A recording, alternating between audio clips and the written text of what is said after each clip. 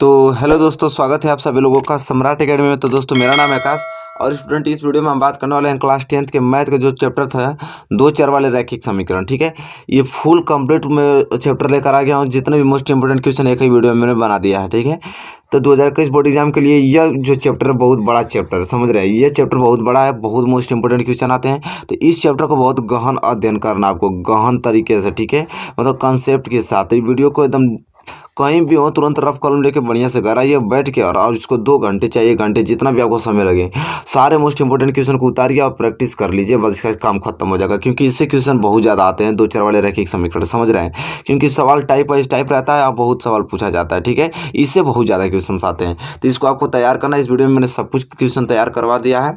तो वीडियो को लाइक करना है, आपको 200 लाइक तक पहुँचाना है और अपने फ्रेंड यहाँ शेयर भी करना है। चैनल पर नए हैं तो प्लीज़ चैनल को भी सब्सक्राइब कर लेना स्टूडेंट। ठीक है, तो चलिए अब हम वीडियो स्टार्ट करते हैं। अब क्वेश्चन की ओर बढ़ चलते हैं और सभी क्वेश्चन को अच्छे तरीके से पढ़ेंगे और एक एक चीज़ मैं आपको सरल तरीके से बताऊंगा। ठीक है, तो चलिए क्वेश्चन को पढ़ते हैं। पहले क्वेश्चन की ओर चलिए स्टूडेंट, देखिए क्वेश्चन और पहला आ गया। स्टूडेंट मैं बता दे रहा हूँ कि सारे क्वेश्चन को नोट करना है, क्योंकि ये सबसे बड़े क्वेश्चन होते हैं। ठीक है, सबसे बड़ा बड़ा क्वेश्चन मैं वीडियो में लेके आया हूँ।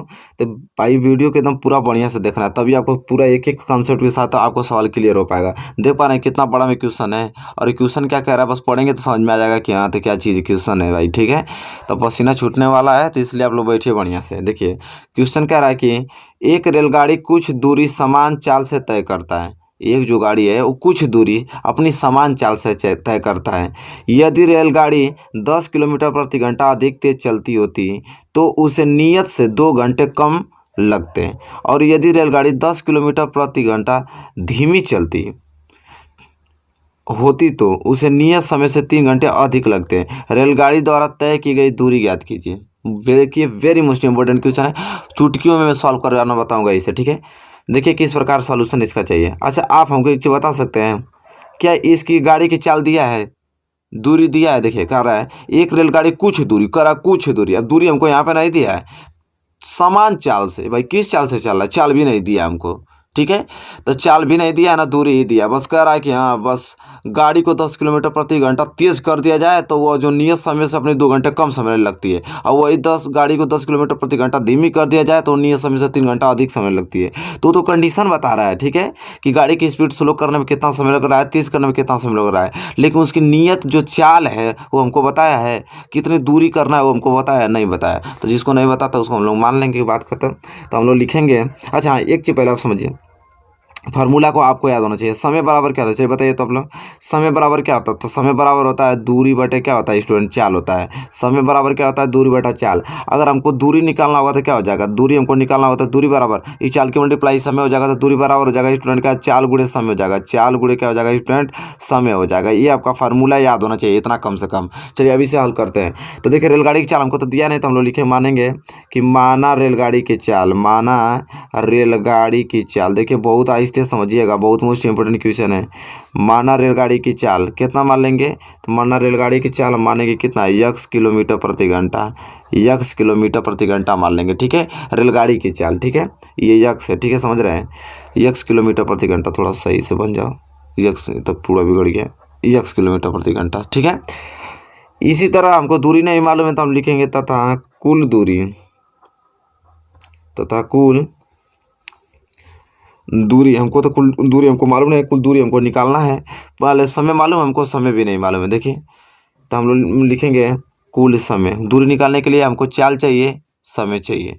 दूरी हमको निकालने के लिए चाल चाहिए, समय चाहिए। तो चाल हमको नहीं दे रखा था 1 किलोमीटर, हमको समय भी नहीं दे रखा है, तो हम लिखेंगे कुल समय। कुल समय भी हमको नहीं दिया है, कितना समय में करता है, तो हम लोग मान लेंगे क्या, वाई। ठीक है, कि वाई मिनट में क्या करता है, वो इतना तय करता है इस चाल से। तो अब बताइए कि जब आपको चाल मालूम चल गया और समय मालूम चल गया तो आप दूरी निकाल सकते हैं। तो दूरी क्या होगा, तो दूरी आपकी हो जाएगी, दूरी बराबर क्या होता है, चाल। चाल क्या है, यक्स, और समय, चार गुणे समय, समय क्या, वाई। ठीक है, तो आपका दूरी बराबर क्या आ गया, यक्स वाई आ गया। दूरी बराबर क्या आ गया, एक्स वाई। मल्टीप्लाई करेंगे तो एक्स वाई तो आएगा। अब आपको करना है प्रश्नानुसार, जिस प्रकार प्रश्न बोला है उसी प्रकार आपको इस सवाल को, कंडीशन को फॉलो करना है। प्रश्न आपसे ये कह रहा है, देखिए प्रश्न स्टूडेंट ए आपसे कह रहा है, देखिए ध्यान समझिएगा।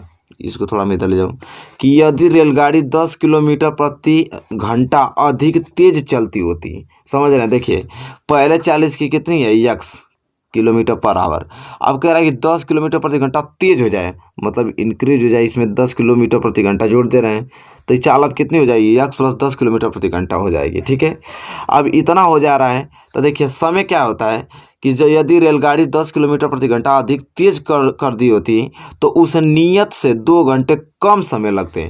आपको समय पहले यक्स किलोमीटर प्रति घंटा रहता था तो समय वाई मिनट लगता था, ठीक है, वाई लगता था। अब इसी चाल को 10 किलोमीटर प्रति घंटा अधिक चाल को कर दिया गया है तो समय जो है वो क्या कह रहा है कि 2 घंटा कम समय लग रहा है। तो 2 घंटा हमको समय में से घटाना पड़ेगा क्योंकि समय मेरा वाई था तो 2 घंटा कम समय घटाएंगे।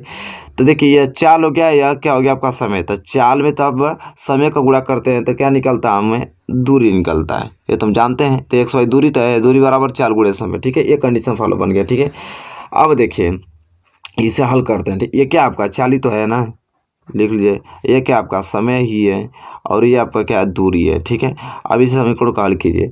हल करेंगे तो क्या हो जाएगा यहाँ पे आपका कि यक्स प्लस 10 गुणे वाई माइनस 2 बराबर एक्स वाई, यही तो है। अब इसे हल करेंगे तो यक्स को गुणा इस वाई में करेंगे तो क्या हो जाएगा यक्स वाई, इस माइनस को गुणा इसमें प्लस करेंगे तो माइनस, 2 को गुणा एक्स में करेंगे तो क्या हो जाएगा 2x। ठीक है, 10 को गुणा वाई में करेंगे तो हो जाएगा 10y, प्लस को गुणा इस माइनस में करेंगे तो माइनस हो जाएगा, 10 दूनी के क्या हो जाएगा 20 हो जाएगा, बराबर क्या हो जाएगा एक्स वाई। समझ रहे हैं। ठीक है, चलिए अब करना है स्टूडेंट आपको इसे यह है किस प्रकार इसे हल करना है आपको। देखिए ध्यानपूर्वक समझिए, इस एक्स वाई से एक्स वाई तो ऐसे ही कैंसिल कर दिए, बात खत्म हो जाएगा। ठीक है, अब बच क्या रहा है आपका, देखिए इधर क्या बचा है, इन्हें तो ऐसे लिख लीजिए -2x अब प्लस 10y बराबर -20 को इधर भी देंगे तो क्या हो जाएगा +20। इसको क्या लिख सकते हैं 10y को पहले लिख लीजिए 10y, अब -2x को बाद में लिख लीजिए। तो ये 10y - 2x बराबर क्या आ गया 20 आ गया। ये समीकरण क्या मान लीजिए आप 1 मान लीजिए स्टूडेंट। ठीक है, क्या मानेंगे आप इसे समीकरण 1 मानेंगे। चलिए स्टूडेंट समीकरण आपने 1 मान लिया। ठीक है, तथा अब देखिए सवाल में क्वेश्चन क्या कह रहा है समीकरण दूसरा के लिए। अब सवाल को पढ़िए ध्यानपूर्वक। देखिए सवाल में अब ये कह रहा है कि रेलगाड़ी 10 किलोमीटर पर आवर धीमी चलती हो। अब देखिए उसी रेलगाड़ी की चाल को क्या करा है कि 10 किलोमीटर पर आवर धीमी अब चलती हो तो उसे नियत समय से 3 घंटे अधिक समय लगते हैं। ठीक है, तो अब देखिए इसको अब किस प्रकार हम लोग करेंगे। देखिए इसमें करिए, उसको तो खत्म हो गया पेज।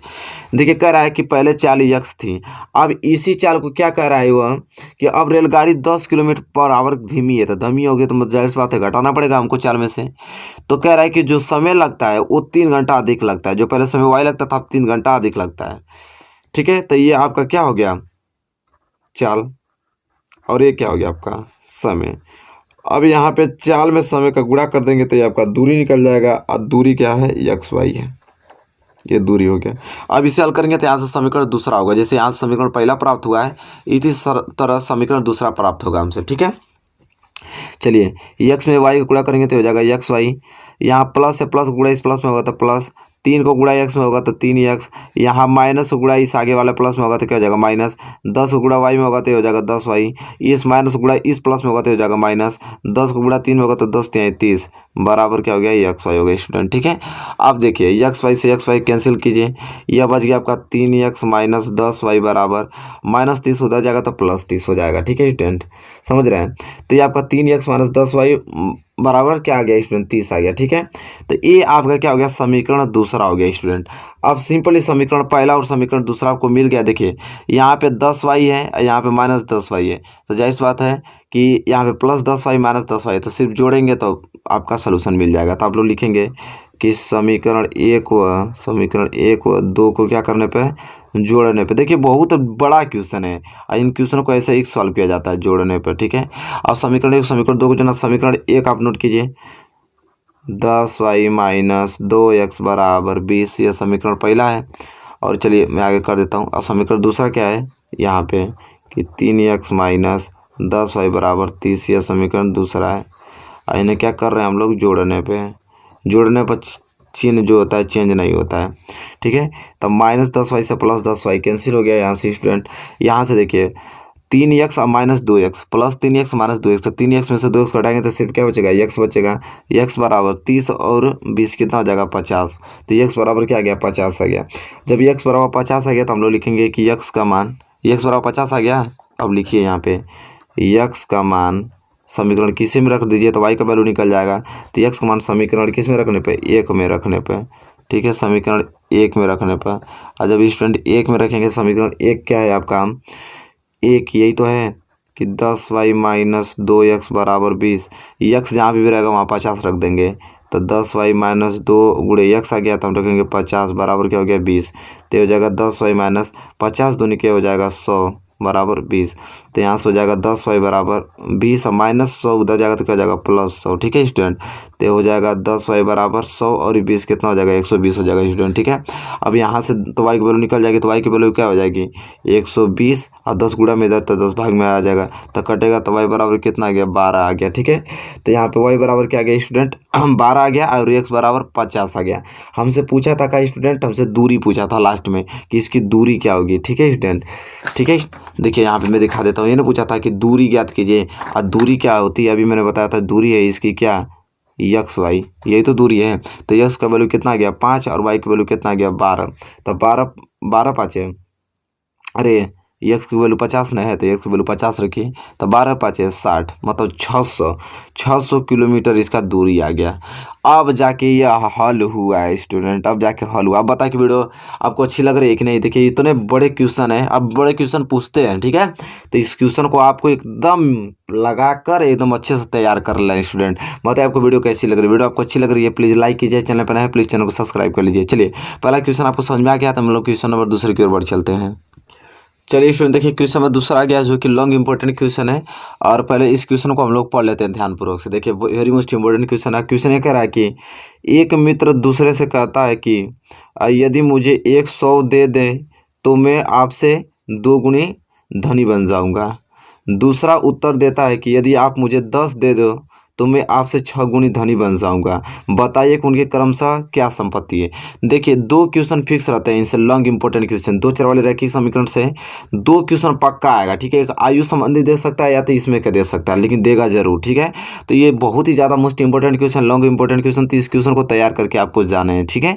चलिए आसानी से पढ़ते हैं और इसका सोल्यूशन करने में मदद करते हैं, समझ रहे हैं। देखिए कह रहा है कि एक मित्र दूसरे से कहता है कि यदि आप मुझे 100 दे दो मैं आपसे 2 गुनी धनी बन जाऊंगा। अच्छा ये बताइए कि क्या आपको ये बता रहा है कि मान लीजिए कि दो फ्रेंड है, मान लीजिए कोई एक ए फ्रेंड हो गया कोई बी फ्रेंड हो गया, तो आपको क्या मालूम है कि ए के पास कितना रुपया है चाहे बी के पास कितना रुपया है।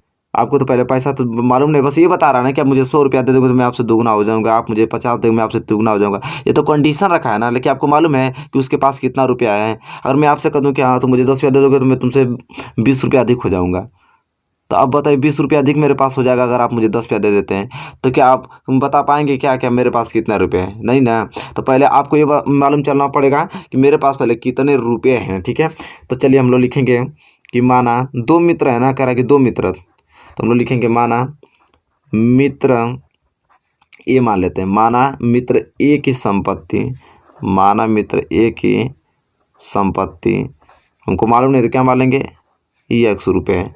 माना मित्र ए की संपत्ति 100 रुपये, हम दो ही मित्र हैं, एक को ए मान लीजिए एक को बी मान लीजिए, तो एक मित्र ए हो गया एक मित्र बी हो गया। तो माना मित्र ए की संपत्ति 100 रुपया, उसी तरह हमको बी को भी मानना पड़ेगा, तथा मित्र बी की संपत्ति, मात्र बी की संपत्ति कितना हो जाएगा y रुपया हो जाएगा, ठीक है। अब यहाँ पे y रुपया हो गया। अब कंडीशन क्या कह रहा है तो यहाँ से लिखेंगे प्रश्न से कि प्रश्न हमसे क्या कह रहा है उसी के अनुसार दर्शाएंगे। प्रश्न हमसे ये कह रहा है कि एक मित्र दूसरे से कहता है यदि मुझे 100 दे दो, समझ रहे 100 का मतलब समझ रहे हैं। मित्र ए के पास 100 रुपया है, मित्र वाई के पास मित्र बी के पास y रुपया है, मित्र ए के पास 100 रुपया मित्र बी के पास y रुपया।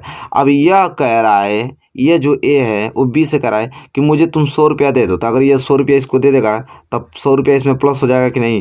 ये 100 रुपया इसको दे दिया है तो भैया इसमें से 100 रुपया इसका माइनस हो जाएगा क्योंकि 100 रुपया इसको दे रहा है। तो वही कह रहा है कि एक मित्र दूसरे से कहता है कि यदि मुझे 100 दे दो तो मैं आपसे 2 गुनी धनी बन जाऊँगा। दो गुणी धनी बन जाऊंगा। ठीक है, तो अब बताइए कि दो गुणी धनी कौन बन जाएगा, यह बन जाएगा। ठीक है, यह दो गुणी धनी बन जाएगा। लेकिन क्या हम इक्वेशन को बराबर कर सकते हैं, तब ये दो गुणी धनी बन जाएगा तो यह दो गुणी कम हो जाएगा। तो इक्वेशन को बराबर करने के लिए हम गुणा इसमें करते हैं जो दिया रहता है। ठीक है, तो इसमें करेंगे तब जाके अब ये दो गुणी धनी यह बन गया, तब जाके अब क्या हुआ, बराबर हो गया। ठीक है, इक्वेशन तो इस प्रकार सेट किया ना कि दो गुणी धनी इसी को बना दे, तब दो गुणी धनी ये बन ही गया। तो आपस में इक्वेशन बराबर बच सकता है। अगर मैं कहूँ कि मैं 5 हूँ और आप 10 हो तो क्या इक्वेशन बराबर हो जाएगा, नहीं ना होगा। तो मुझे कहीं ना कहीं दुगना इसको भी करना पड़ेगा, इसलिए दुगना में इसको कर दिया हूँ। ठीक है, तो अब जाके इक्वेशन सेट हो गया।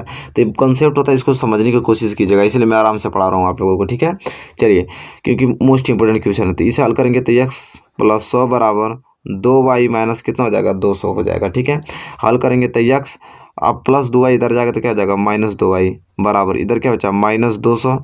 अब प्लस 100 उधर जाएगा तो क्या हो जाएगा, -100। अब यहाँ से हो जाएगा x - 2y बराबर -200 - 100 कितना हो जाएगा, -300 हो जाएगा। स्टूडेंट, ये आपका समीकरण क्या है, पहला है। ठीक है स्टूडेंट, कोई दिक्कत 1% दिक्कत नहीं है।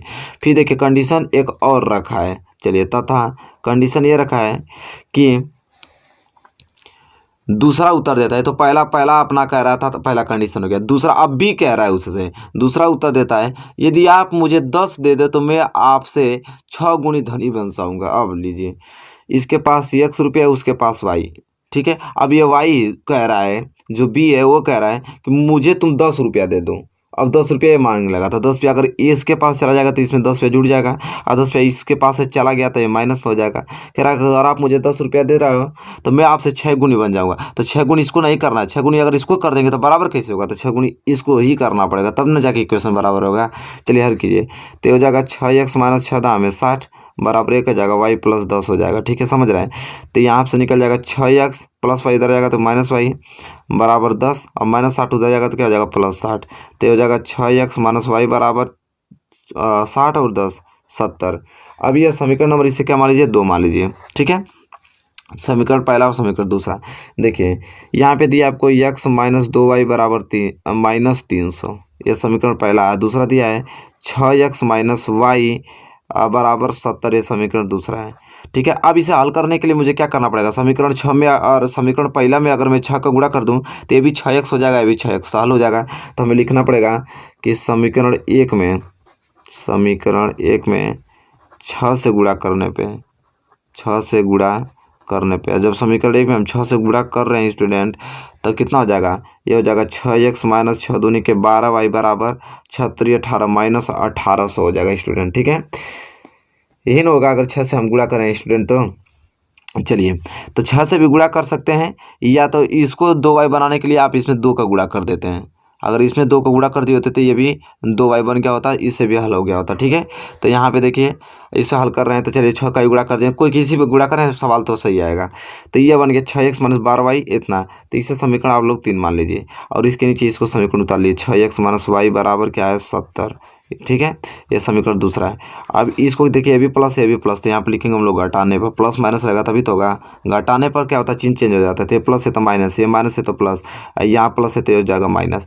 अभी आपस में कैंसिल। ठीक है, यहाँ पे -12y और +y, तो क्या हो जाएगा, -11y बराबर, ये भी माइनस ये भी माइनस है, जुटेगा तो कितना हो जाएगा, 1870 हो जाएगा। क्योंकि और माइनस में होगा, क्योंकि -1800 और -70 कितना हो जाएगा, -1870, माइनस माइनस यहाँ से कैंसिल हो गया। यहाँ से अब क्या बचेगा, y बराबर 1870 बटे में बच जाएगा 11। ठीक है, घटाएंगे तो कितना होगा, यहाँ पे 11 यहाँ पे 7 बचा, तो 11 7 से 77 जीरो, y बराबर कितना आ गया, 170 आ गया। जब y बराबर 170 आ गया तो y का मान किसी भी समीकरण में रख लीजिए। ठीक है, तो आपका किसका मान, x का वैल्यू निकल जाएगा। ठीक है, तो अब आपको करना है क्या दोस्तों, यहाँ पे कि रख लीजिए कि y का मान समीकरण 2 में रखने पे, y का मान समीकरण 2 में रखने पे, ठीक है, यहाँ पे रखने पर लिख लीजिए। और दूसरा का समीकरण क्या है आपका कि 6x - y बराबर 70, तो यहाँ पे हो जाएगा 6x - y आ गया, तो हम लोग लिखेंगे 170 बराबर 70। तो 6x बराबर 70 -70 उधर जाएगा तो क्या हो जाएगा, +170। तो 6x बराबर क्या आ जाएगा, 0 में 0 जोड़ें तो 0, 7 7 14 240 आ जाएगा स्टूडेंट। ठीक है, तो देखिए इसी को यहाँ मैं हल कर रहा हूँ, तो हो गया 6x बराबर 240। तो x बराबर क्या हो जाएगा, 240 बटे में 6।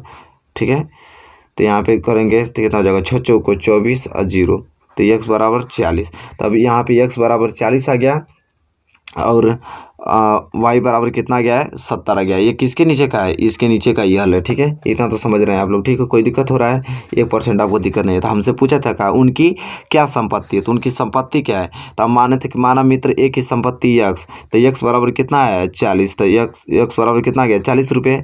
और b की संपत्ति हम y माने थे, तो y की वैल्यू क्या है 170, तो हम y की वैल्यू कितना मानेंगे 170 रुपये मानेंगे। तो ए की संपत्ति 40 रुपया, बी की संपत्ति 170 रुपया। तो ये इस तरफ वेरी मोस्ट इंपोर्टेंट बड़ा लॉन्ग क्वेश्चन है और इस प्रकार इसे हल किया जाता है स्टूडेंट। ठीक है, उम्मीद करता हूँ कि आपको समझ में आ गया होगा, कोई दिक्कत नहीं होगी इसमें। ठीक है, चलिए अगर ये क्वेश्चन दूसरा नंबर आपको क्लियर हो गया होगा तो हम बढ़ेंगे अगले क्वेश्चन की ओर, क्वेश्चन नंबर तीसरे की ओर। तो चलिए स्टूडेंट देखिए क्वेश्चन नंबर तीसरा गया। देखिए क्वेश्चन नंबर तीसरा भी लॉन्ग इंपॉर्टेंट क्वेश्चन है। चलिए इसको भी करते हैं, एक एक पॉइंट भी इसको बढ़िया से समझते चलेंगे स्टूडेंट। ठीक है, देखिए क्वेश्चन पहले ध्यानपूर्वक पढ़ा जाता है। ठीक है, फिर कंसेप्ट बैठाया जाता है, इसके बाद सोल्यूशन किया जाता है। कह रहा है कि मीना 2000 रुपया निकालने के लिए एक बैंक गई। उसने खाजाची जिसपे बैंक मैनेजर होता है 50 रुपया तथा 100 रुपये के नोट देने के लिए कहा। मीना ने कुल 25 नोट प्राप्त किए। ज्ञात कीजिए कि उसने 50 रुपये और 100 रुपये के कितने नोट प्राप्त किए हैं। देखिए वेरी मोस्ट इंपॉर्टेंट क्वेश्चन। देखिए इस क्वेश्चन को किस प्रकार हम सोल्यूशन करते हैं, बहुत ही सिंपल तरीके से करेंगे। ठीक है, चलिए कह रहा है जो पूछा हो रहा था उसी को हम x और y मानते हैं। लास्ट में हमसे क्या पूछा है, कह रहा है कि मीना ने कुल 25 नोट प्राप्त किए। ज्ञात कीजिए, क्या ज्ञात करने के लिए बोला है कि 50 रुपये तथा 100 रुपये के कितने नोट प्राप्त किए। तो हमें तो 50 रुपये तथा 100 रुपये का नोट तुमको मालूम नहीं कि इतने इतने नोट उसको मिले, तो हम लोग मानेंगे कि माना 50 रुपये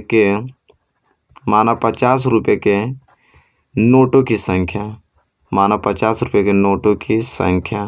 तो 50 रुपये के नोटों की संख्या स्टूडेंट हम क्या मान लेंगे, x मान लेंगे। ठीक है, उसी तरह हम लोग 100 रुपये के नोटों की संख्या मान लेंगे, क्या y मान लेंगे।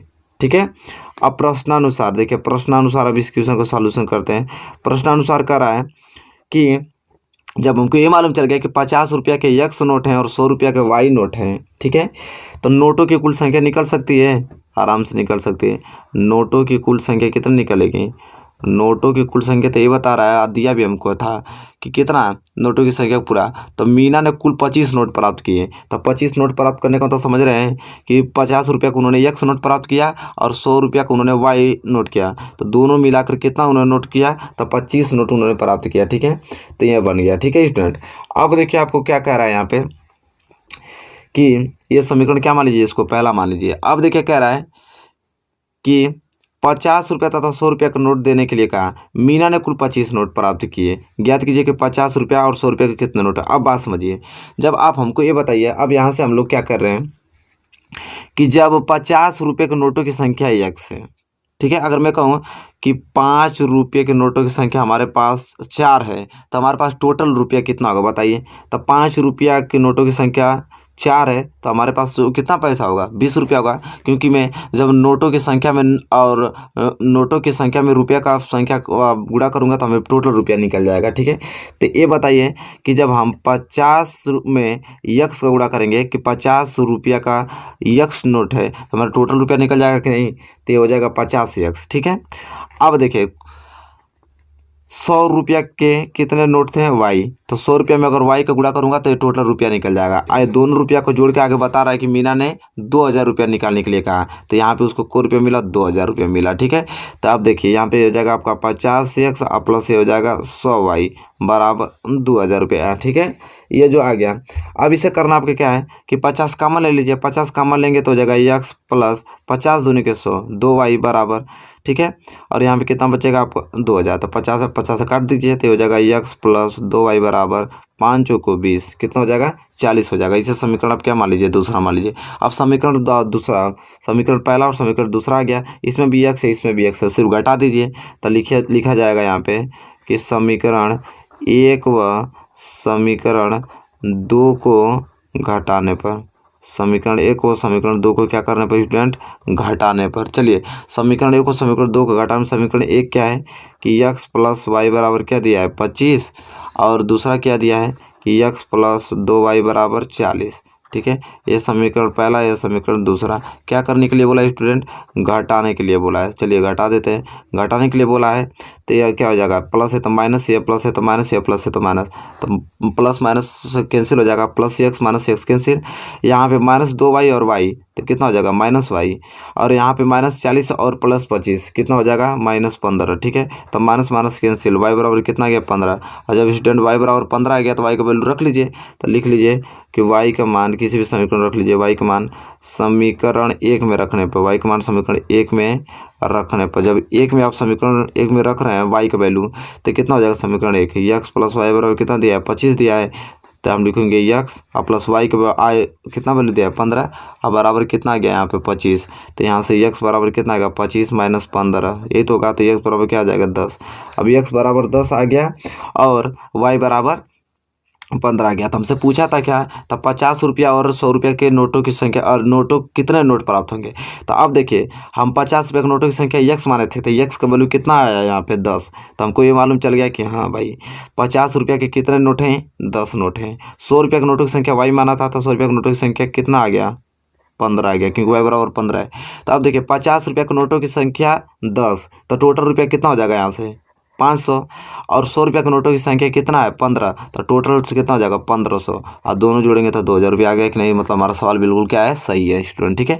बताइए कि कैसा आपको वीडियो अच्छा लग रहा है, ठीक है। देखिए वेरी मोस्ट इंपॉर्टेंट क्वेश्चन है, बहुत मैंने सिंपल तरीके से आपको इसे हल करना आपको बता दिया, ठीक है। कोई दिक्कत नहीं हो रही होगी उम्मीद करता हूँ। चलिए अब हम नेक्स्ट टाइप से पढ़ेंगे क्वेश्चन के, और किस कैटेगरी से क्वेश्चन पूछे जाते हैं, पूरा सोल्यूशन हम कराने वाले हैं, ठीक है। चलिए देखते हैं। देखिए चैप्टर का नाम है कि दो चर वाले रैखिक समीकरण युग्म, दो चर वाले रैखिक समीकरण युग्म नाम है इस चैप्टर का। अब जानते हैं कि दो चर वाले रैखिक समीकरण होते क्या हैं। तो चर आप जानते हैं चर किसे कहते हैं, पहले आपकी तो इतना नॉलेजमेंट होना चाहिए कि चर क्या होता है। तो चर ये होता है कि जो हम लोग लिखते हैं ABCD XY, ये जो लिखते हैं ये सब क्या होते हैं, चर होते हैं। ये तो समझ में आया। और अचर क्या होता है स्टूडेंट, आपका गिनती वाले शब्द 1 2 3 4 5 डॉट डॉट डॉट इन्फिनिट तक, ठीक है। ये सब क्या होते हैं, आपके अचर होते हैं। तो कह रहा है कि दो चर वाले रैखिक समीकरण। और रैखिक क्या होता है, रैखिक मतलब समझ रहे हैं। देखिए रैखिक मतलब होता है स्टूडेंट क्या, एक। रैखिक मतलब क्या होता है, एक। उसकी घात, जो बड़ी घात होगी इस समीकरण में, जो बड़ी घात होगी वो क्या होगी, एक होनी चाहिए, ठीक है। बड़ी घात क्या, देखिए दो चर मतलब कि कोई ABCD में मतलब कोई ना कोई दो चर, चाहे जैसे XY दोनों साथ में आएगा, ठीक है। तो ये तो दो चर तरह आएगा इसमें देखने को मिलेगा। और रैखिक मतलब कि इन X और Y की सबसे बड़ी घात क्या होनी चाहिए, एक ही होनी चाहिए। अब समीकरण मतलब कि उस समीकरण किसके बराबर होना चाहिए, 0। अगर 0 के बराबर हो जाता तो समीकरण हो जाता है। अब कहने का मतलब कि क्या समझ में नहीं आ रहा आप लोगों की, हाँ ये चीज क्या कह रहा है, तभी आप लोगों को सब क्लियर हो जाएगा। कह रहा है कि दो चर वाले रैखिक समीकरण। अगर कोई एग्जाम्पल में इस तरह लिख दूं कि 2x + 3y = 5, तो ये आपका क्या है, रैखिक समीकरण। क्योंकि देखिए एक चर यहाँ पे x आ गया, एक चर यहाँ पे y, तो दो चर आ गया। और देखिए सबसे बड़ी बात दोनों की एक एक है, तो दो चर वाले रैखिक हो गया। और बराबर में क्या है 5 है, तो ये समीकरण हो गया। ऐसे कैसे चेंज करेंगे, तो 2x + 3y और +5 इधर आएगा, क्या हो जाएगा -5 = 0। ये जो फॉर्मेट बन गया, ये बन गया दो चर वाला रैखिक समीकरण। एक चर यह है और एक चर यह है, और घात सबसे बड़ी एक ही है, तो यह रैखिक हो गया। और यह 0 के बराबर हो गया, तो यह समीकरण हो गया। तो दो चर वाले रैखिक समीकरण। तो आपको ऐसे ही फॉर्मेट देखने को मिलेंगे। जैसे ये मैं एग्जांपल ले लेता हूँ, 4x - 6y = 10। ये भी क्या है, दो चर वाले रैखिक समीकरण है। x + 5y = 8, ये भी आपके क्या है, दो चर वाले रैखिक समीकरण ही है, ठीक है स्टूडेंट। अब देखिए इसका एक व्यापक रूप लिखने के लिए इस्ता आता है। जैसे मैं अगर ये एग्जांपल लें 2x + 3y = 5, ठीक है। तो इसका अगर व्यापक रूप में लिखेंगे तो कैसे होगा, तो ये हो जाएगा 2x + 3y और +5 इधर जाएगा तो -5 = 0, ऐसे ही तो आ जाएगा।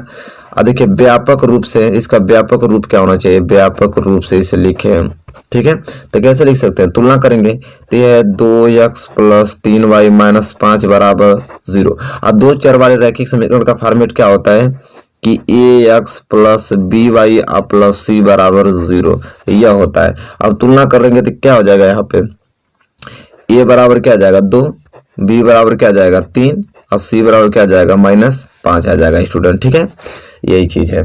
तो यहाँ से ए बी सी का वैल्यू भी निकल जाता है।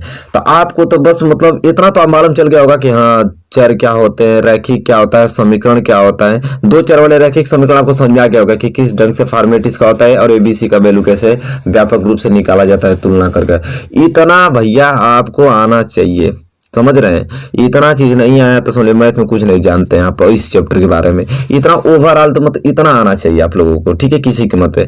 तब इतना स्टूडेंट आपको आ रहा है। तो अब हम बढ़ेंगे क्वेश्चन की ओर और अब मैं कंसेप्ट बताऊंगा आप लोगों को कि किस प्रकार क्वेश्चन पूछता है आपसे। ठीक है, तो चलिए अब स्टेप बाय स्टेप हम लोग क्या पढ़ेंगे, क्वेश्चन पढ़ेंगे कि टॉपिक वाइज टॉपिक किस टॉपिक से क्वेश्चन पूछा जाता है। चलिए पहली टॉपिक देखते हैं।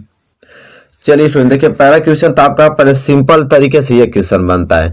आपको दे देगा कि 5 पेंसिल व 7 पेनों का मूल्य 81 रुपये है तथा इसी तरह 3 पेंसिल व 2 पेनों का मूल्य 31 रुपये है। इस स्थिति को बीजगणितीय रूप में व्यक्त कीजिए। तो पहला क्वेश्चन आपको इस प्रकार पूछ लेता है कि बीजगणितीय रूप में व्यक्त कीजिए। आपको एक फॉर्मेट दे देगा, उसको कहेगा कि इस समीकरण को बनाइए, समीकरण को बनाने में आप किस रूप में लिखिए, बीजगणितीय रूप में व्यक्त कीजिए। पहला स्टेप इसका मतलब पहला टाइप यही है। ठीक है, पूरा टाइप पढ़ेंगे हम लोग, तो वीडियो को लाइक करते रहिए और शेयर करते रहिए। देखिए पहले हम लोग इसको किस प्रकार सॉल्यूशन करना है। सॉल्यूशन समीकरण को सॉल्यूशन करने के नहीं बोला है, कह रहा है कि आप इस समीकरण को ऐसे क्वेश्चन में सेट कर बस बीजगणितीय रूप में आप लिख दीजिए। कह रहा है कि 5 पेंसिल व 7 पेनों का मूल्य 81 रुपये है। देखिए इसको कैसे लिखते हैं, कह रहा है कि 5 पेंसिल व 7 पेनों का मूल्य 81 रुपये। इसे किस प्रकार लिखेंगे। तो दोस्तों आपको क्या मालूम है कि एक पेंसिल का मूल्य क्या है और एक पेन का मूल्य क्या है, तभी तो आप 5 पेंसिलों का मूल्य निकालेंगे और 7 पेनों का मूल्य निकाल के जोड़ने पे 81 रुपये आएगा। तो पहले हम लोग एक पेंसिल का निकालते हैं। ठीक है, तो हमको मालूम नहीं है तो हम लोग क्या मान लेंगे कि एक पेंसिल का मूल्य क्या है भैया, 100 रुपया है। एक पेंसिल का मूल्य 100 रुपया और एक पेन का मूल्य क्या है, y रुपया। समझ रहे हैं, एक पेंसिल का मूल्य 100 रुपया और एक पेन का मूल्य y रुपया हो गया। आप स्टूडेंट तब इसे सॉल्व करने जाएंगे तो आप ही बताइए, जब एक पेंसिल का मूल्य 100 रुपया है तो 5 पेंसिल का मूल्य, अगर मैं कहूं कि एक पेन का मूल्य अगर 100 रुपये है, अगर यहाँ पे जैसा देख पा रहे हैं एक पेंसिल का मूल्य 100 रुपये है तब 5 पेंसिल का मूल्य, तो गुणा कर देंगे तो 5 में 100 गुणा करेंगे तो क्या हो जाएगा 5x। ठीक है, और एक पेन का मूल्य y रुपये है तो 7 पेन का मूल्य, तो 7 में y को गुणा करेंगे तो 7y। तो यह पेन 5 पेंसिल का मूल्य कितना निकल गया 5x और 7 पेन का मूल्य कितना निकल गया 7y। इन दोनों को जोड़ने पे कितना आ रहा है, कितने रुपये का, 81 रुपये का। ठीक है, तो ये क्या हो गया, समीकरण नंबर पहला हो गया। इसी प्रकार स्टूडेंट का रहा है तथा इसी तरह 3 पेंसिल व 2 पेनों का मूल्य 31 रुपये है। तो आप स्टूडेंट आप ही बताइए, एक पेंसिल का मूल्य 100 रुपये है तो 3 पेंसिल का मूल्य 3x। समझ रहे हैं, और एक पेन का मूल्य y रुपये है तो 2 पेन का मूल्य 2y।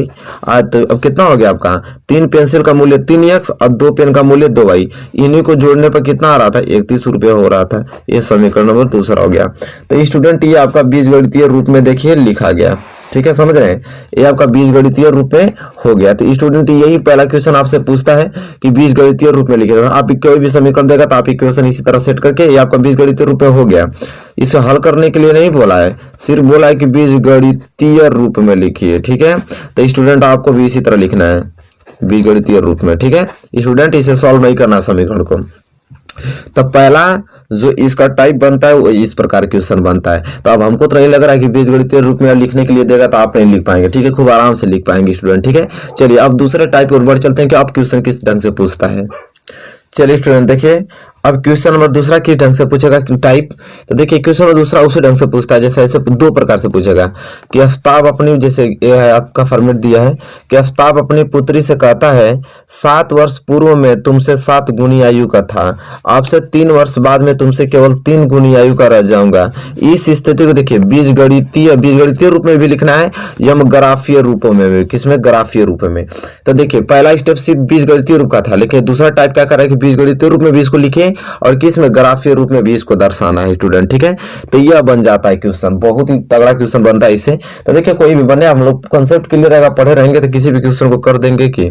चलिए तो अब हम लोग इसका सॉल्यूशन देखते हैं कि क्या कह रहा है। पहले इस समीकरण को बनाएंगे। कह रहा है कि आफ्ताब अपनी पुत्री से कहता है 7 वर्ष पूर्व में तुमसे 7 गुनी आयु का था। ठीक है, तो चलिए इस समय बताइए कि आफ्ताब की वर्तमान आयु मालूम है आपको, नहीं ना। पुत्री की वर्तमान आयु मालूम है? नहीं ना। अगर वर्तमान आयु मालूम रहेगा तभी तो हम 7 वर्ष पहले जाएंगे और फिर उसको गुना करेंगे। तो पहले हम लोग एग्जैक्ट आफ्ताब की वर्तमान आयु निकालेंगे और पुत्री की वर्तमान आयु निकालेंगे। और वर्तमान आयु तुमको मालूम नहीं है, नहीं मालूम है तो क्या मानना पड़ता है? लोग खूब आप लोग अच्छे तरीके से जानते हैं।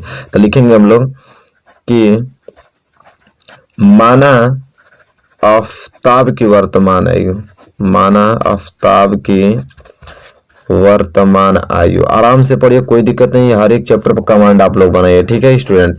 घबराने से कुछ नहीं होगा। इधर फालतू फालतू क्वेश्चन पढ़ेंगे, दिमाग हो जाएगा आपका डिस्टर्ब, ठीक है। और चैप्टर वाइज इंपॉर्टेंट प्रश्न पढ़ेंगे। फिर लास्ट में मैं तभी चैप्टर वाइज आपको कंसेप्ट क्लियर कर दूंगा। तो फिर मिक्सिंग क्वेश्चन लेकर आ रहा हूँ ना, आप लोग टेंशन क्यों ले रहे, इतना प्रैक्टिस करा दूंगा कि देखिए माना आफ्ताब की वर्तमान आयु कितना हो गया? 1 वर्ष। इसी प्रकार पुत्री की वर्तमान आयु, पुत्री की वर्तमान आयु क्या हो जाएगा स्टूडेंट? y वर्ष, ठीक है। अब तो ये हो गया। तब आप ही बताइए कि तब माना आफ्ताब की वर्तमान आयु x वर्ष और पुत्री की वर्तमान आयु y वर्ष। देखिए प्रथम शर्तानुसार, इसमें 2 शर्त दिया है, ठीक है। तब प्रथम शर्तानुसार क्या कहता है उसके अनुसार हम लोग चलेंगे। प्रथम शर्तानुसार, पहला शर्तानुसार ये कहता है आफ्ताब अपनी पुत्री से कहता है कि 7 वर्ष पूर्व में तुमसे 7 गुनी आयु का था। तो आप ये बताइए कि आज की डेट में आफ्ताब x वर्ष का है, तो 7 वर्ष पहले कितना जाएगा? तो 7 वर्ष पहले जाने के लिए इसकी उम्र में 7 वर्ष छोटा करना पड़ेगा। अगर मैं यही कह दूं कि मैं इस समय 10 वर्ष का हूं, तो 7 वर्ष पहले कितना वर्ष करा होता? 3 वर्ष करा होता। तो ये कह रहा है कि इस समय आफ्ताब की उम्र अगर x वर्ष है तो 7 वर्ष पहले तो x - 7। तो ये बताइए कि जब यह आफ्ताब 7 वर्ष पहले जा रहा है तो पुत्री भी तो 7 वर्ष पहले छोटी होगी। तो पुत्र की इसमें आयु क्या है? y वर्ष। तो 7 वर्ष पहले कितना रहेगा? तो y - 7। तो ये भी 7 वर्ष पहले चल गई, ये भी 7 वर्ष पहले चल गया। लेकिन कह रहा है कि आफ्ताब अपनी पुत्री से कहता है कि 7 वर्ष पूर्व में तुमसे 7 गुनी आयु का था। कितना गुनी आयु का था? तो 7 गुनी आयु का था। तो किसके उम्र के 7 गुनी था? तो किसके? पुत्री के। तो जिसके उम्र की गुनी कहता है उसी में हम गुणा करते हैं। तो पुत्र की आयु का 7 गुना था, तो पुत्री की आयु के 7 गुना था, इसलिए हम पुत्री में क्या करेंगे? 7 का मल्टीप्लाई करेंगे, तब जाके इन दोनों का उम्र क्या हो जाएगा? बराबर हो जाएगा, ठीक है। तो चलिए पहले यहाँ से समीकरण इसका मतलब इक्वेशन कॉल कर लेते हैं। तो क्या हो जाएगा? x - 7 बराबर 7y - 7 7 49। इतना तो आ गया। अब इसे हल कर लीजिए। तो ये जाके क्या है? x प्लस 7y इधर आ जाए तो क्या जाएगा? -7y बराबर इधर क्या बचा? -49 प्लस -7 उधर जाएगा तो क्या जाएगा? +7, ठीक है। हल करिए तो ये जाएगा x - 7y। अब देखिए -49 और +7, 49 में से 7 घटेगा तो कितना हो जाएगा? 42, और चिन्ह बड़ा का लगाएगा तो ये हो जाएगा -42। तो ये हो गया आपका समीकरण पहला, ठीक है। अब देखिए तो प्रथम शर्तानुसार से पहला समीकरण निकल गया। अब द्वितीय शर्तानुसार, ठीक है। द्वितीय शर्तानुसार 2 शर्त दिया ना, तो द्वितीय शर्तानुसार। अब द्वितीय शर्तानुसार ये कहता है कि अब से 3 वर्ष बाद में तुमसे केवल 3 गुनी आयु का रह जाऊंगा। अब से 3 वर्ष बाद, ठीक है। इस समय आफ्ताब की उम्र x वर्ष है, तो 3 वर्ष बाद तो x + 3। आप पुत्री की आयु भी तो 3 वर्ष बढ़ेगी, तो पुत्री की आयु अगर y वर्ष है तो 3 वर्ष बाद कितना हो जाएगा? y + 3। अब कह रहा है आफ्ताब कि अब से 3 वर्ष बाद मैं तुम्हारी उम्र का कितना गुना रह जाऊंगा स्टूडेंट? 3 गुना। तो जिसकी उम्र में कहता है उसी में तो गुणा करते हैं। तो पुत्री की आयु का कितना गुना रह जाएगा? 3 गुना। तो हम 3 गुना कर दिए इसका। अब इसको हल करेंगे तो क्या हो जाएगा? x + 3 बराबर 3y + 3 तो लिखे 9, ठीक है स्टूडेंट। यहाँ से हल करेंगे तो क्या हो जाएगा? x प्लस 3y इधर आएगा तो क्या हो जाएगा? -3y बराबर ये 9 प्लस 3 हो जाएगा तो क्या हो जाएगा? -3 हो जाएगा। अब यहाँ से क्या हो जाएगा? x - 3y बराबर 9 में से 3 गए स्टूडेंट, क्या बच जाएगा? 6 बच जाएगा, ठीक है। अब बताओ कोई दिक्कत? कोई दिक्कत नहीं। तो ये क्या जाएगा? समीकरण नंबर दूसरा हो जाएगा, ठीक है। तो जैसा कि देख पा रहे समीकरण दूसरा निकल गया, समीकरण पहला। तो पहला तो कंडीशन फॉलो हो गया कि इसलिए दी गई स्थिति का बीजगणितीय रूप है। इसलिए दी गई स्थिति का बीजगणितीय रूप क्या निकल गया? तो पहला समीकरण हमारा क्या निकला है? x - 7y बराबर -42, और दूसरा निकला है x - 3y बराबर 6। ये समीकरण पहला, यह समीकरण दूसरा। तो यह आंसर हो गया। तो पहला कंडीशन फॉलो हुआ क्या? बीजगणितीय रूप। क्या हुआ, बीजगणितीय रूप फाइनल हुआ। ठीक है, यहाँ आपने बीजगणितीय रूप निकाल दिया। अब स्टूडेंट कह रहा है कि इसी कंडीशन को स्टूडेंट आपको क्या ग्राफीय रूप में दर्शाना है, क्या करना है, ग्राफीय रूप में। तो समीकरण आपको ज्ञात हो ही गया है पहला दूसरा। अब समीकरण अगर ज्ञात होता है, समीकरण से हम लोग ग्राफीय रूप में कैसे दर्शाते हैं स्टूडेंट, अब उसे हम लोग देखने वाले हैं। तो चलिए उसे बहुत ध्यान से समझिए ग्राफीय रूप को, ठीक है, कि ग्राफीय रूप में इसे कैसे दर्शाएंगे। चलिए स्टूडेंट देखिए, अब ग्राफीय विधि देख लेते हैं। तो समीकरण क्या था, पहले समीकरण को हम लोग नोट कर लेते हैं। तो समीकरण आपका था ये पहला ये चीज कि x माइनस 7y बराबर माइनस 42, यह समीकरण नंबर पहला था। और समीकरण दूसरा क्या था स्टूडेंट, तो x माइनस 3y बराबर 6, यह समीकरण नंबर दूसरा था। इसी दोनों समीकरण को हमको ग्राफीय विधि में दर्शाना है। तो चलिए पहले ग्राफीय विधि में दर्शाने के लिए क्या करते हैं, पहला समीकरण क्या दिया आपका, x माइनस 7y बराबर क्या दे दिया, माइनस 42 दे दिया है। ठीक है, तो अब यहाँ देखिए x की वैल्यू मान लीजिए निकालता हूँ यहाँ से, तो x बराबर क्या हो जाएगा, माइनस 42। अब माइनस 7y उधर जाएगा तो क्या हो जाएगा, प्लस क्या हो जाएगा स्टूडेंट 7y। ठीक है, अब देखिए इसे किस प्रकार लिख सकता हूँ, x बराबर ये प्लस 7y आगे लिख लीजिए और फिर माइनस 42 को पीछे लिख दीजिए। तो यहाँ पे यह कंडीशन बन गया। ठीक है, अब देखिए ग्राफीय विधि दर्शाने के लिए सबसे पहले हमें क्या बनाना पड़ा, एक बॉक्स बनाना पड़ता है। क्या बनाना पड़ता है स्टूडेंट, बॉक्स बनाना पड़ता है। ठीक है, बॉक्स बन गया। अब इस बॉक्स में 2 खाना कर दीजिए। ठीक है, और एक में लिख लीजिए यहाँ पे x और यहाँ पे लिख लीजिए y स्टूडेंट। ठीक है, अब देखिए यहाँ y का क्या वैल्यू रखें, कुछ भी आप रख सकते हैं। अगर मान लीजिए y बराबर मैंने 8 रख लीजिए, y बराबर 8 रख दिया, तो 8 7 56, और 56 में से 42 जाएगा तो कितना बचेगा, 14। ठीक है, तो x बराबर क्या आ जाएगा, 14 आ जाएगा। समझ रहे, अगर y बराबर मैंने 8 रख दिया तो 8 7 56, 56 में से 42 जाएगा तो क्या हो जाएगा, x बराबर क्या आ जाएगा, 14। ठीक है, इतना आ गया। अगर स्टूडेंट ये करूँ मैं, यहाँ पे मुझे मालूम चल गया कि y बराबर अगर मैं 8 रख रहा हूँ तो x बराबर क्या मुझे निकल के आ रहा है, 14 आ रहा है। इसी प्रकार अगर मैं क्या करूँ कि y बराबर अगर मैं 6 रख दूं तो 6 7 42, 42 में 42 गएगा तो क्या बचेगा, x बराबर 0 बच जाएगा। तो अगर y बराबर में यहाँ पे 6 रख रहा हूँ तो x बराबर मुझे क्या मिल रहा है, 0 मिल रहा है। ठीक है, तो ये चीज तो आपका पहले समीकरण से यह बॉक्स बन गया। ठीक है, इसी प्रकार हमें करना है स्टूडेंट है कि दूसरा समीकरण लेना है। दूसरा समीकरण यह है कि x माइनस 3y बराबर 6। ठीक है स्टूडेंट, अब इसे x का वैल्यू निकालेंगे तो क्या हो जाएगा, x बराबर 6, अब माइनस 3y उधर जाएगा तो क्या हो जाएगा, प्लस 3y स्टूडेंट। ठीक है, अब देखिए यहाँ पे इसके लिए फिर मुझे क्या बनाना पड़ेगा, एक स्टूडेंट बॉक्स बनाना पड़ेगा। ठीक है, चलिए अब बॉक्स बनाने में इसमें भी 2 खाने मुझे कर देने हैं और इसमें मुझे x लिख देना है, इसमें मुझे y लिख देना है। ठीक है स्टूडेंट, अब देखिए y के वैल्यू, अगर मैं y के वैल्यू यहाँ पे क्या रख दूं, 0 रख दूं, y के वैल्यू 0 रख देता हूं तो कितना हो जाएगा, तो 3 में यहाँ y के वैल्यू 0 रख दिया तो 3 गुणे 0 मतलब 0, और 0 में 6 जोड़ेंगे तो क्या हो जाएगा, 6 आएगा। तो अगर y बराबर 0 रखने पे तो x बराबर 6 प्राप्त हो रहा है, y बराबर 0 रखने पे तो x बराबर क्या प्राप्त हो रहा है, 6 प्राप्त हो रहा है स्टूडेंट। ठीक है, इसी प्रकार में y बराबर 2 रख दूं, y बराबर अगर 2 रख देता हूं तो क्या हो जाएगा, 3 दूनी के 6 और 6 6 12। अगर y बराबर में 2 रख रहा हूं तो x बराबर क्या आ जाएगा, 12 आ जाएगा स्टूडेंट।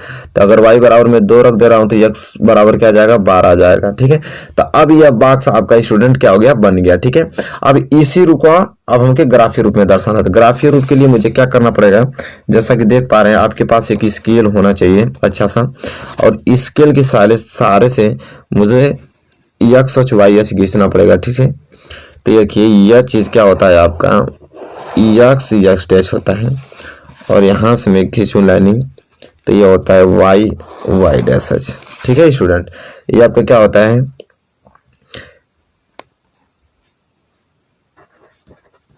x। ठीक है, x डैश h। ठीक है, और ये आपका क्या होता है, y डैश h, ये अच्छा है, y डैश h होता है। ठीक है, अब इसी पे आपको दर्शाना है स्टूडेंट। ठीक है, तो अब देखिए x h, इधर जानते हैं आप लोग क्या होता है धनात्मक, इधर क्या होता है ऋणात्मक, ऊपर क्या होता है आपका धनात्मक, नीचे क्या होता है ऋणात्मक, ये तो चीज जानते हैं आप लोग। अब देखिए स्टूडेंट आपको करना क्या है यहाँ पे, अब इस स्केल के सहारे से अब आपको करना क्या है, यहाँ पे ये जो आपको दिखाई दे रहा है पॉइंट, इसको पॉइंट मान लेना है। ये हो गया 10, ये मान लीजिए 20, ठीक है, ये मान लीजिए 30, ये मान लीजिए 40, ये मान लीजिए 50। ठीक है, ये 10 का पेयर मान लीजिए, ये क्या होगा 10 20 30, ये हो गया 40 और स्टूडेंट हो गया क्या हो गया 50। ठीक है, इसी प्रकार स्टूडेंट यहाँ पे भी मान लीजिए 2 पे मैंने रख दिया तो यहाँ से एक बिंदु लगा देता हूँ, तो ये क्या हो गया -10। माइनस में तो कोई संख्या है नहीं कि माइनस में ज़्यादा रखूंगा, इसलिए माइनस में आप एक भी पॉइंट रख सकते हैं। इसी प्रकार देखिए ऊपर ले जाएंगे तो हमारे यहाँ 5 पे रख लिया आपने, 5 पे यहाँ पे रख लिया तो एक बिंदु यहाँ लगा दीजिए, एक बिंदु यहाँ लगा दीजिए, एक बिंदु यहाँ लगा दीजिए, एक बिंदु यहाँ लगा दीजिए। तो ये क्या हो गया स्टूडेंट 10, 20, 30, 40 हो गया। ठीक है, इसी प्रकार नीचे भी कुछ माइनस में तो कोई चीज होता मतलब उसमें कोई है भी नहीं है माइनस में, तो इसलिए कुछ लिख लीजिए -10, -20, -30 रख लिया। ठीक है, अब देखिए स्टूडेंट आपको करना क्या है यहाँ पे। अब देखिए पहले समीकरण को दर्शाते हैं। कह रहा है कि x बराबर क्या 14। अब बताइए कि x बराबर 14 क्या है, प्लस में है, तो प्लस वाला किधर जाता है, इधर। ठीक है, यह प्लस वाला, तो 10 यहाँ पे है, तो मान लीजिए 11, 12, 13, 14, यह बिंदु जो है यह 14 आ गया। ठीक है, तो x बराबर क्या आ गया 14, और y बराबर 8। y बराबर पोजीशन कहाँ जाता है, ऊपर, तो मान लीजिए कि यह 10 है, यह 9 हो गया और ये क्या हो गया 8, तो यहाँ पे 8 होगा। ठीक है, तो कह रहा है कि x बराबर 14, तो 14 यहाँ पे है, तो 14 से हम क्या करेंगे, यहाँ पे ऊपर ले जाएंगे 14, ये 14 है ना, 10, 11, 12, 13, 14, यही 14 है, इसको हम ऊपर ले जाएंगे। ठीक है, और y बराबर 8 था, तो y बराबर 8 यहाँ है, तो इसको हम स्थान लाएंगे यहाँ पे।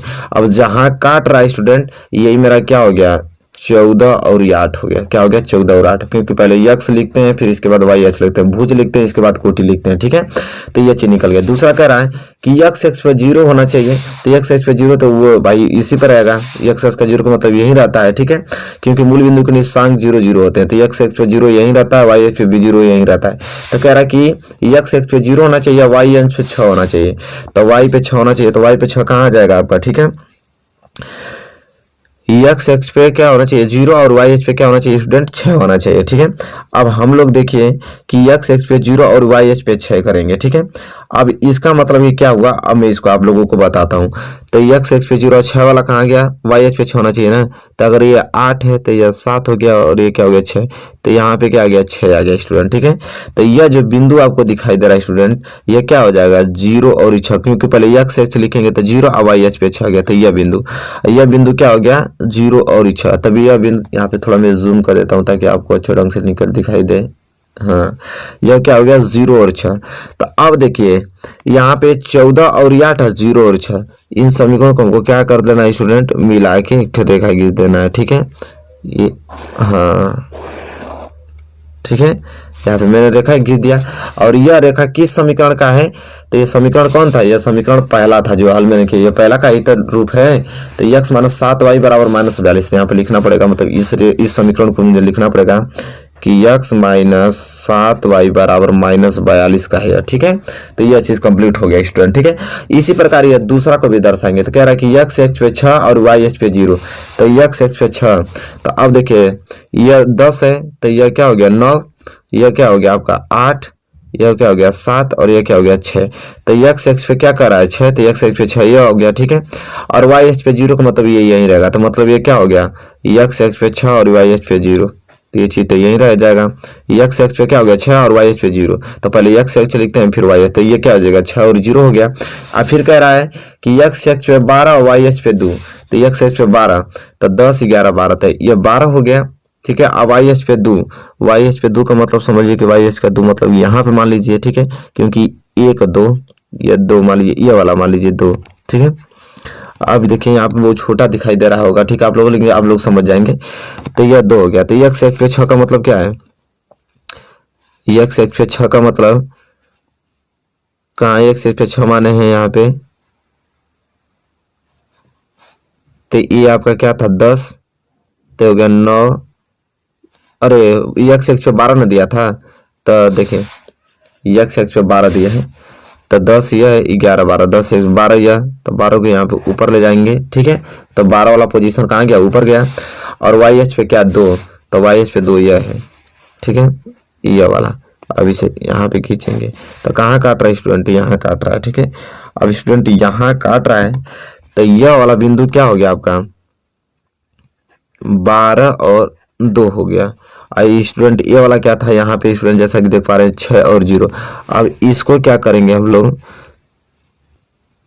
ये जो बिंदु काटा है इसको मिला देंगे, ये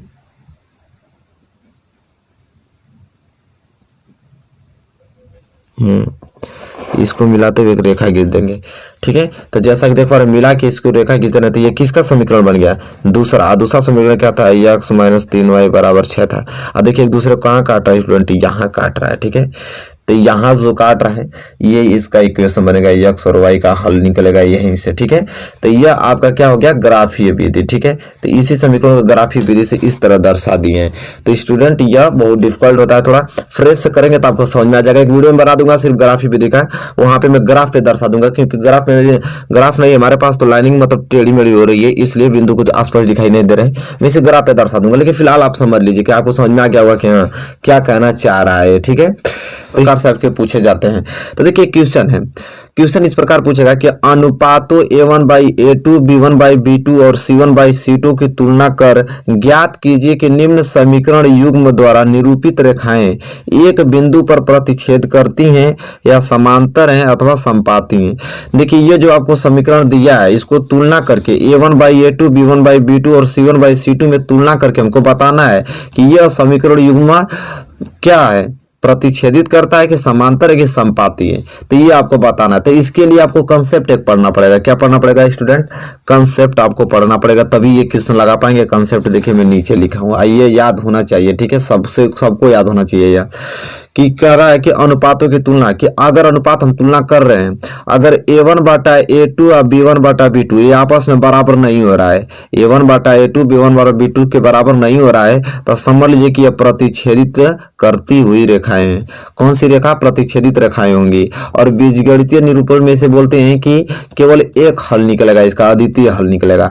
तो यह बात आपको याद होनी चाहिए, तभी ना यह कंडीशन बनेगा, तो आप जानेंगे कि प्रतिच्छेदित रेखाएं हैं। तो ये आना चाहिए आपको।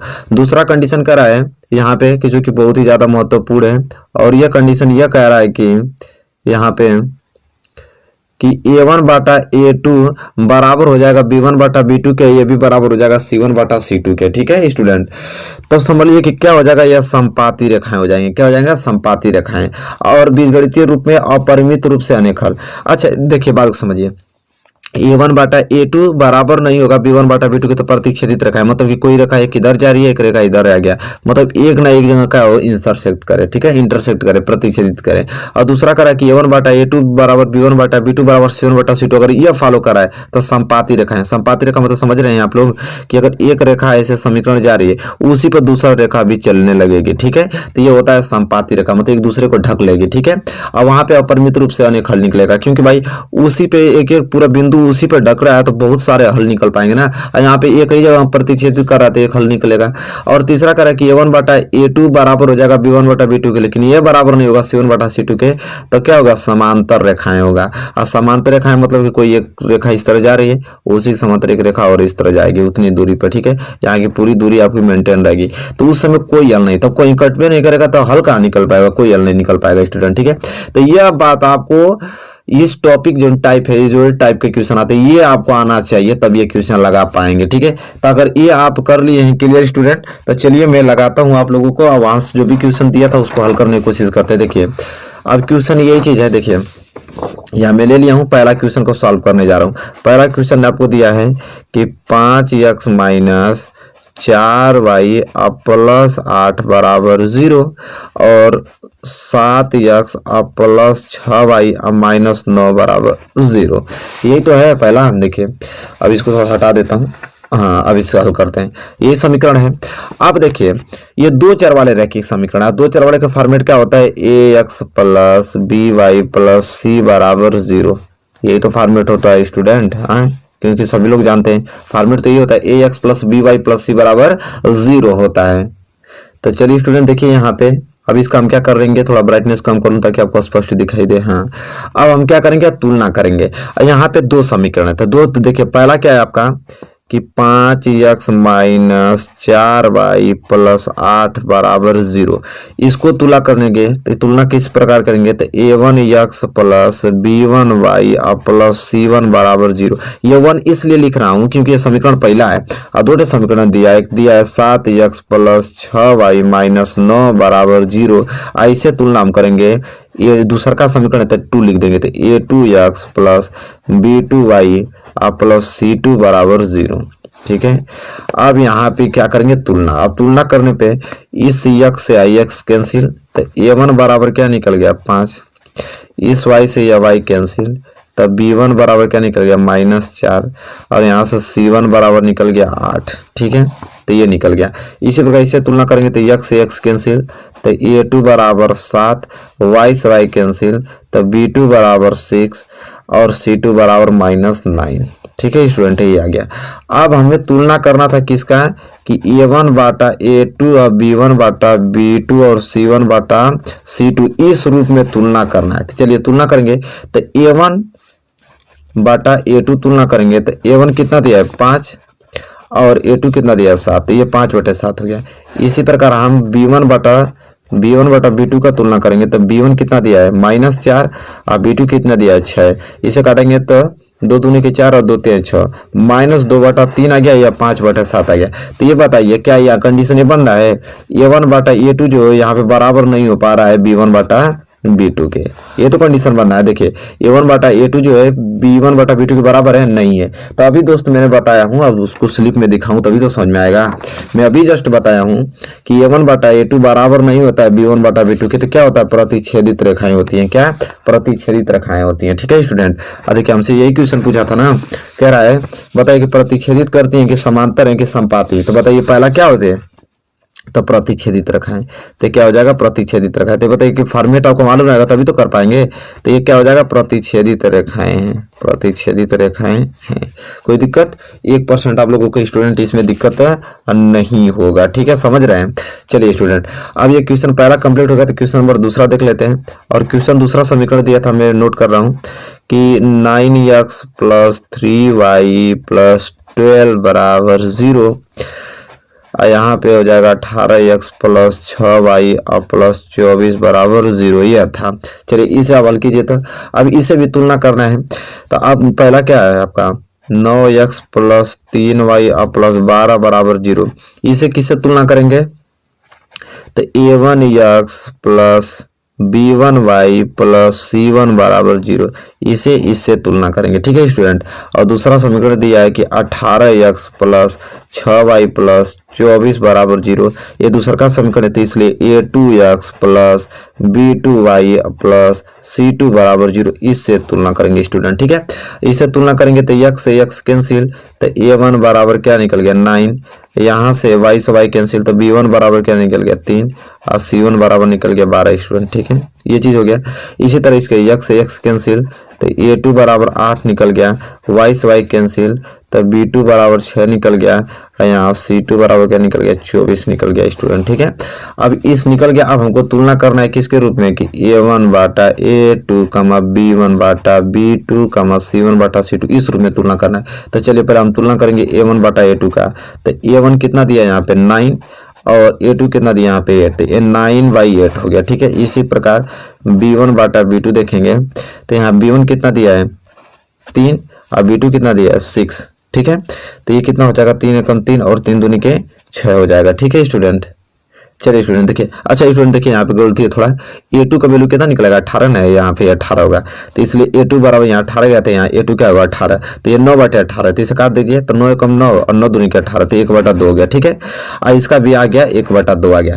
तो आप बताइए दोस्तों यहाँ पे फॉलो क्या हो गया। ठीक है, अब इसी तरह प्रकार c1 बटा c2 भी निकाल लीजिए। c1 बटा c2 कितना है, c1 कितना है 12 और c2 कितना है 24, तो 12 कम 12 और 12 दूनी के 24। ठीक है स्टूडेंट, अब देखिए क्या निकल गया, तीनों बराबर हो गया, मतलब a1 बाटा a2 जो हो गया वो बराबर होने लगा b1 बाटा b2 के, ये भी बराबर होने लगा c1 बाटा c2 के।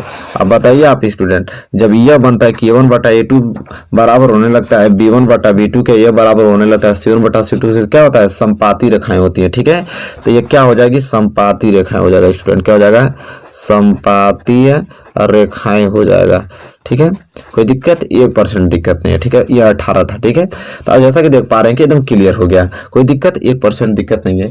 एक इक्वेशन और बचा है, चलिए उसे सॉल्व कर लेते हैं। ठीक है, वो इक्वेशन क्या बचा है और वो क्या कह रहा है, तो उस इक्वेशन को भी हम लोग सॉल्व करेंगे तभी तो मालूम चलेगा। देखिए तीसरा इक्वेशन दिया था, उसमें क्या मैं नोट करता हूँ, नोट कीजिए हमारे साथ, 6x - 3y + 10 बराबर 0, एक दिया था 2x - y + 9 बराबर 0।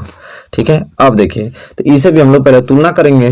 तो पहले पहला समीकरण क्या दिया है कि 6x माइनस 3y प्लस 10 बराबर 0। इसे किससे तुलना करेंगे तो a1x plus b1y plus c1 बराबर 0, इससे तुलना करेंगे। और दूसरा समीकरण दिया है कि 2x माइनस वाई प्लस 9 बराबर 0, इसको किससे तुलना करेंगे। दूसरा का समीकरण है a2x plus b2y plus c2 बराबर 0, इससे तुलना करेंगे। ठीक है स्टूडेंट, चलिए तुलना करेंगे। तो x से x कैंसिल, तो a1 बराबर क्या निकल गया 6, y से y कैंसिल, तो b1 बराबर क्या निकल गया -3 और c1 बराबर क्या निकल गया 10। यहाँ से तो ये निकल गया और यहाँ से क्या निकल गया x से x कैंसिल, तो a2 बराबर 2 और यहाँ b2 बराबर, देखिए y के आगे कुछ नहीं तो एक छिपा है तो इसलिए क्या हो जाएगा -1 और c2 बराबर क्या हो जाएगा 9, इतना आ गया। अब हमें इसे तुलना करना है क्या कि a1 बाटा a2 कामा b1 बाटा b2 कामा c1 बाटा c2 के रूप में तुलना करना है। तो a1 बाटा a2 हम तुलना करेंगे कि a1 बाटा a2, तो a1 क्या है 6 और a2 कितना है 2। ठीक है, तो यहाँ क्या आ जाएगा 2 3 6, तो ये कितना आ गया 3। इसी तरह हम b1 बाटा b2 की चेक करेंगे तो b1 कितना दिया है -3 और b2 कितना दिया है -1, तो माइनस माइनस कैंसिल, 3 में जब 1 का भाग देंगे तो क्या जाएगा 3 बार। ठीक है, इसी प्रकार हम c1 बाटा c2 को तुलना करेंगे तो c1 कितना है 10 और c2 कितना है 9। तो जैसा कि देख पा रहे हैं हम कि जो a1 बाटा a2 है ये भी 3 आया है और b1 और b2 ये भी 3 आया है, तो हमको ये मालूम चल गया कि जो a1 बाटा a2 है ये बराबर हो रहा है b1 बाटा b2 के, लेकिन ये बराबर नहीं हो रहा है c1 बाटा c2 के। ये चीज आपको दिमाग में धंस गया होगा। चलिए सिर्फ दिखाता हूँ कि जब ये कारण बने कि a1 बटा a2 बराबर होने लगता है b1 बटा b2 के, ये बराबर नहीं होता है c1 बटा c2 के, तो समझ लीजिए कि कौन सा रेखा बनता है तो समांतर रेखा। क्या समांतर रेखा, समांतर रेखाएं। ठीक है, तो देखिए ये कंसेप्ट बहुत ही ज्यादा इंपॉर्टेंट था। तीनों कंसेप्ट मैंने एक एक एग्जांपल से बहुत अच्छे ढंग से आप लोगों को क्लियर कर दिया है। कोई दिक्कत 1% दिक्कत नहीं होगी स्टूडेंट इस प्रकार के क्वेश्चनों में। देखिए ये टाइप हो गया कंप्लीट। अब देखिए इसी बेस पे दूसरा टाइप के क्वेश्चन किस प्रकार पूछा जाता है वो हम डिस्कस करने वाले हैं, उसको देखिए और नोट कीजिए। चलिए स्टूडेंट देखिए टाइप दूसरा आ गया है और देखिए इसे किस प्रकार सॉल्यूशन किया जाता है, वेरी मोस्ट इंपोर्टेंट टाइप है। कह रहा है कि निम्न रैखिक समीकरणों के युग्म में से कौन से युग्म संगत या असंगत है। ठीक है, संगत या असंगत है, यदि संगत है तो ग्राफीय विधि से हल कीजिए। आपको इसमें चेक करना है कि कौन संगत है कौन असंगत। अगर जो संगत निकल गया इन दोनों में से तो उसका क्या करना है ग्राफीय विधि से हल याद करना है, ग्राफीय विधि से। ठीक है, तो चलिए सबसे पहले हम पहला का सॉल्यूशन करते हैं। पहला हम देखते हैं ये संगत है कि नहीं, संगत रहेगा तभी तो ग्राफीय विधि से हल करेंगे। पहला आपका दिया है कि x प्लस वाई बराबर 5 और दूसरा दिया है कि 2x प्लस 2y बराबर 10। पहले तो इसे चेक करते हैं। ठीक है, तो पहला समीकरण दे दिया x प्लस वाई बराबर क्या दिया है स्टूडेंट 5। ठीक है, ये दे दिया और इसे हम तुलना करते हैं किससे, इसे इधर लाइए तो x प्लस वाई और प्लस 5 इधर जाएगा तो -5 बराबर 0 हो जाएगा। ठीक है, इसे तुलना करते हैं। तो जैसा कि देख पा रहे हैं इसे तुलना करेंगे तो a1 बाटा a1x plus b1y plus c1 बराबर 0, इससे तुलना करेंगे तो ये निकलेगा क्या, देखिए x के आगे कुछ नहीं तो एक छिपा रहता है, हमेशा बात याद रखिए। तो x x कैंसिल तो a1 बराबर क्या आ गया 1। इसी तरह y के आगे भी एक छिपा रहता है तो y से y कैंसिल होगा तो b1 बराबर b क्या आ जाएगा 1। ठीक है, और c1 बराबर क्या आ जाएगा यहाँ से -5 आ गया। ठीक है, और दूसरा समीकरण क्या दिया है यहाँ पे कि 2x प्लस 2y बराबर 10। ठीक है, तो इसे करेंगे तो 2x प्लस 2y और प्लस 10 इधर आएगा तो -10 बराबर 0। ठीक है, तो ये क्या हो जाएगा, ये दूसरा है तो a2x plus b2y plus c2 बराबर 0, इससे तुलना करेंगे तो x से x कैंसिल तो a2 बराबर क्या आ गया यहाँ पे 2, y से y कैंसिल तो b2 बराबर क्या आ गया यहाँ पे 2 और c2 बराबर क्या आ गया -10 आ गया स्टूडेंट। ठीक है, तो चलिए तो देखिए हम लोग कह रहा है कि संगत है कि असंगत, तो अभी बताइए कि संगत है कि असंगत, ये पूछा है ना। अब देखिए आपको करना है चीज, देखिए दिखा देता हूँ मैं एक चीज आपको ताकि आपको अच्छे ढंग से समझ में आ जाए। संपाति को ही संगत कहते हैं, संपाति को ही क्या कहते हैं संगत, जो साथ साथ चलती हैं, समझ रहे हैं। तो अगर यह फॉर्मेट बन जा रहा है तो समझ लीजिए कि क्या है संगत है। ठीक है, यह फॉर्मेट बन जाता है। चलिए चेक करते हैं। तो पहले हम पारिवारिक से निकालेंगे कि a1 बाटा a2 निकाल रहे हैं तो a1 कितना दिया है 2 और a2 कितना दिया है 1, नहीं सॉरी a1 बाटा a2, a1 यहाँ पे नहीं है तो a1 क्या दिया है 1 और a2 यहाँ से क्या निकल गया 2, तो a1 बटा a2 क्या हो गया 1/2। इसी तरह हम निकालेंगे क्या b1 बटा b2, तो स्टूडेंट देखिए b1 क्या है 1 और b2 क्या है 2, तो ये भी 1/2 आ गया। इसी तरह c1 बटा c2, तो c1 कितना दिया है -5 और c2 कितना दिया है -10, तो माइनस माइनस कैंसिल और 5 एकम 5 और 5 दूनी के 10, ये भी 1/2। तो आप ही बताइए कि यहाँ पे a1 बटा a2 बराबर हो गया b1 बटा b2 के और a भी बराबर हो गया c1 बटा c2 के। तो मैंने क्या बताया था कि ये जब भी फॉर्मेट आ जाए तो समझिए क्या है संगत है, तो क्या आ गया संगत आ गया। अब संगत स्टूडेंट आ गया तो अब इसे हमें ग्राफी विधि से हल निकालना है। और ग्राफी विधि से हल करना कल मैं बताया था किस प्रकार हल करना है, तो चलिए एक बार और मैं मतलब इसको बता दूं सवाल को। तो ग्राफी विधि से किस प्रकार हल निकालते हैं, देखिए पहला समीकरण क्या दिया था x प्लस वाई बराबर 5, ये तो दिया था x प्लस वाई बराबर 5। यहाँ से हम x की वैल्यू निकालेंगे तो x बराबर क्या आ जाएगा 5 प्लस वाई उधर जाएगा तो क्या हो जाएगा -5, ठीक है। अब यहाँ करने के लिए सबसे पहले हमें क्या बनाना पड़ता है, बॉक्स बनाना पड़ता है, ठीक है, बॉक्स बनाना पड़ता है। चलिए बॉक्स बना लेते हैं, ये हो गया x, ये क्या हो गया y, ठीक है। और यहाँ पे हम लोग कुछ मान निकाल देते हैं। तो अगर आप ही बताइए कि अगर y का वैल्यू यहाँ पे 1 रख दूं, y का वैल्यू 1 रखूं तो x का वैल्यू कितना जाएगा 5 में से 1 घटेगा तो 4 आ जाएगा, समझ रहे हैं।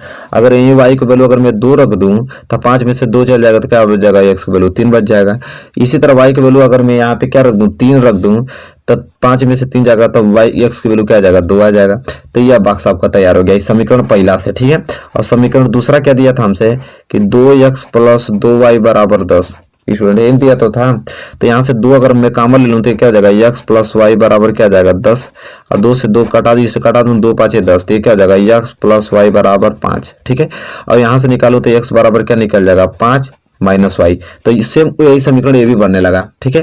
तो इसके लिए भी बॉक्स यही हमारा तैयार कर लेते हैं, क्या करना है, ठीक है। इसके लिए भी यही बॉक्स हो जाएगा x प्लस वाई, अगर x की वैल्यू 1 रख रहे हैं तो y की वैल्यू y की वैल्यू 1 रख रहे हैं तो x की वैल्यू 4 आएगा। यही अगर y की वैल्यू 2 रख रहे हैं तो 5 में से 2 गया तो x की वैल्यू 3 आएगा, ठीक है। यही अगर y की वैल्यू 3 रख रहे हैं तो x की वैल्यू 2 आएगा, मतलब दोनों का सेम इक्वेशन बन गया यहाँ पे, ठीक है। अब चलिए देखिए इसे ग्राफ पे किसे दर्शाते हैं वो मैं आपको बताता हूँ, ठीक है। चलिए स्टूडेंट देखिए ग्राफी विधि, तो यहाँ पे देख पा रहे हैं कि जिस प्रकार मैंने अच्छी तरह से दर्शाया, करना आपको क्या है कि इसके लिए x और x खींचना है, एक पूरे स्केल से आपको y और y डैश h खींचना है, ठीक है। इतना करने के बाद स्टूडेंट आपको करना क्या है यहाँ पे कि इंचेट के सारे से 1 पॉइंट 2 पॉइंट 3 पॉइंट 4 पॉइंट 5 6 7 लगा देना, इधर भी आपको लगा देना, इधर भी पॉइंट लगा देना। अब देखिए करना आपको क्या है, देखिए x पे 4 था, x पे मैंने 4 रखा, y पे 1 है तो y पे मैंने 1 रखा, अब दोनों को मिलाया तो 4 1 यहाँ पे आ गया, समझ रहे हैं, ठीक है। तो ये बिंदु क्या आ गया 4 और 1 आ गया।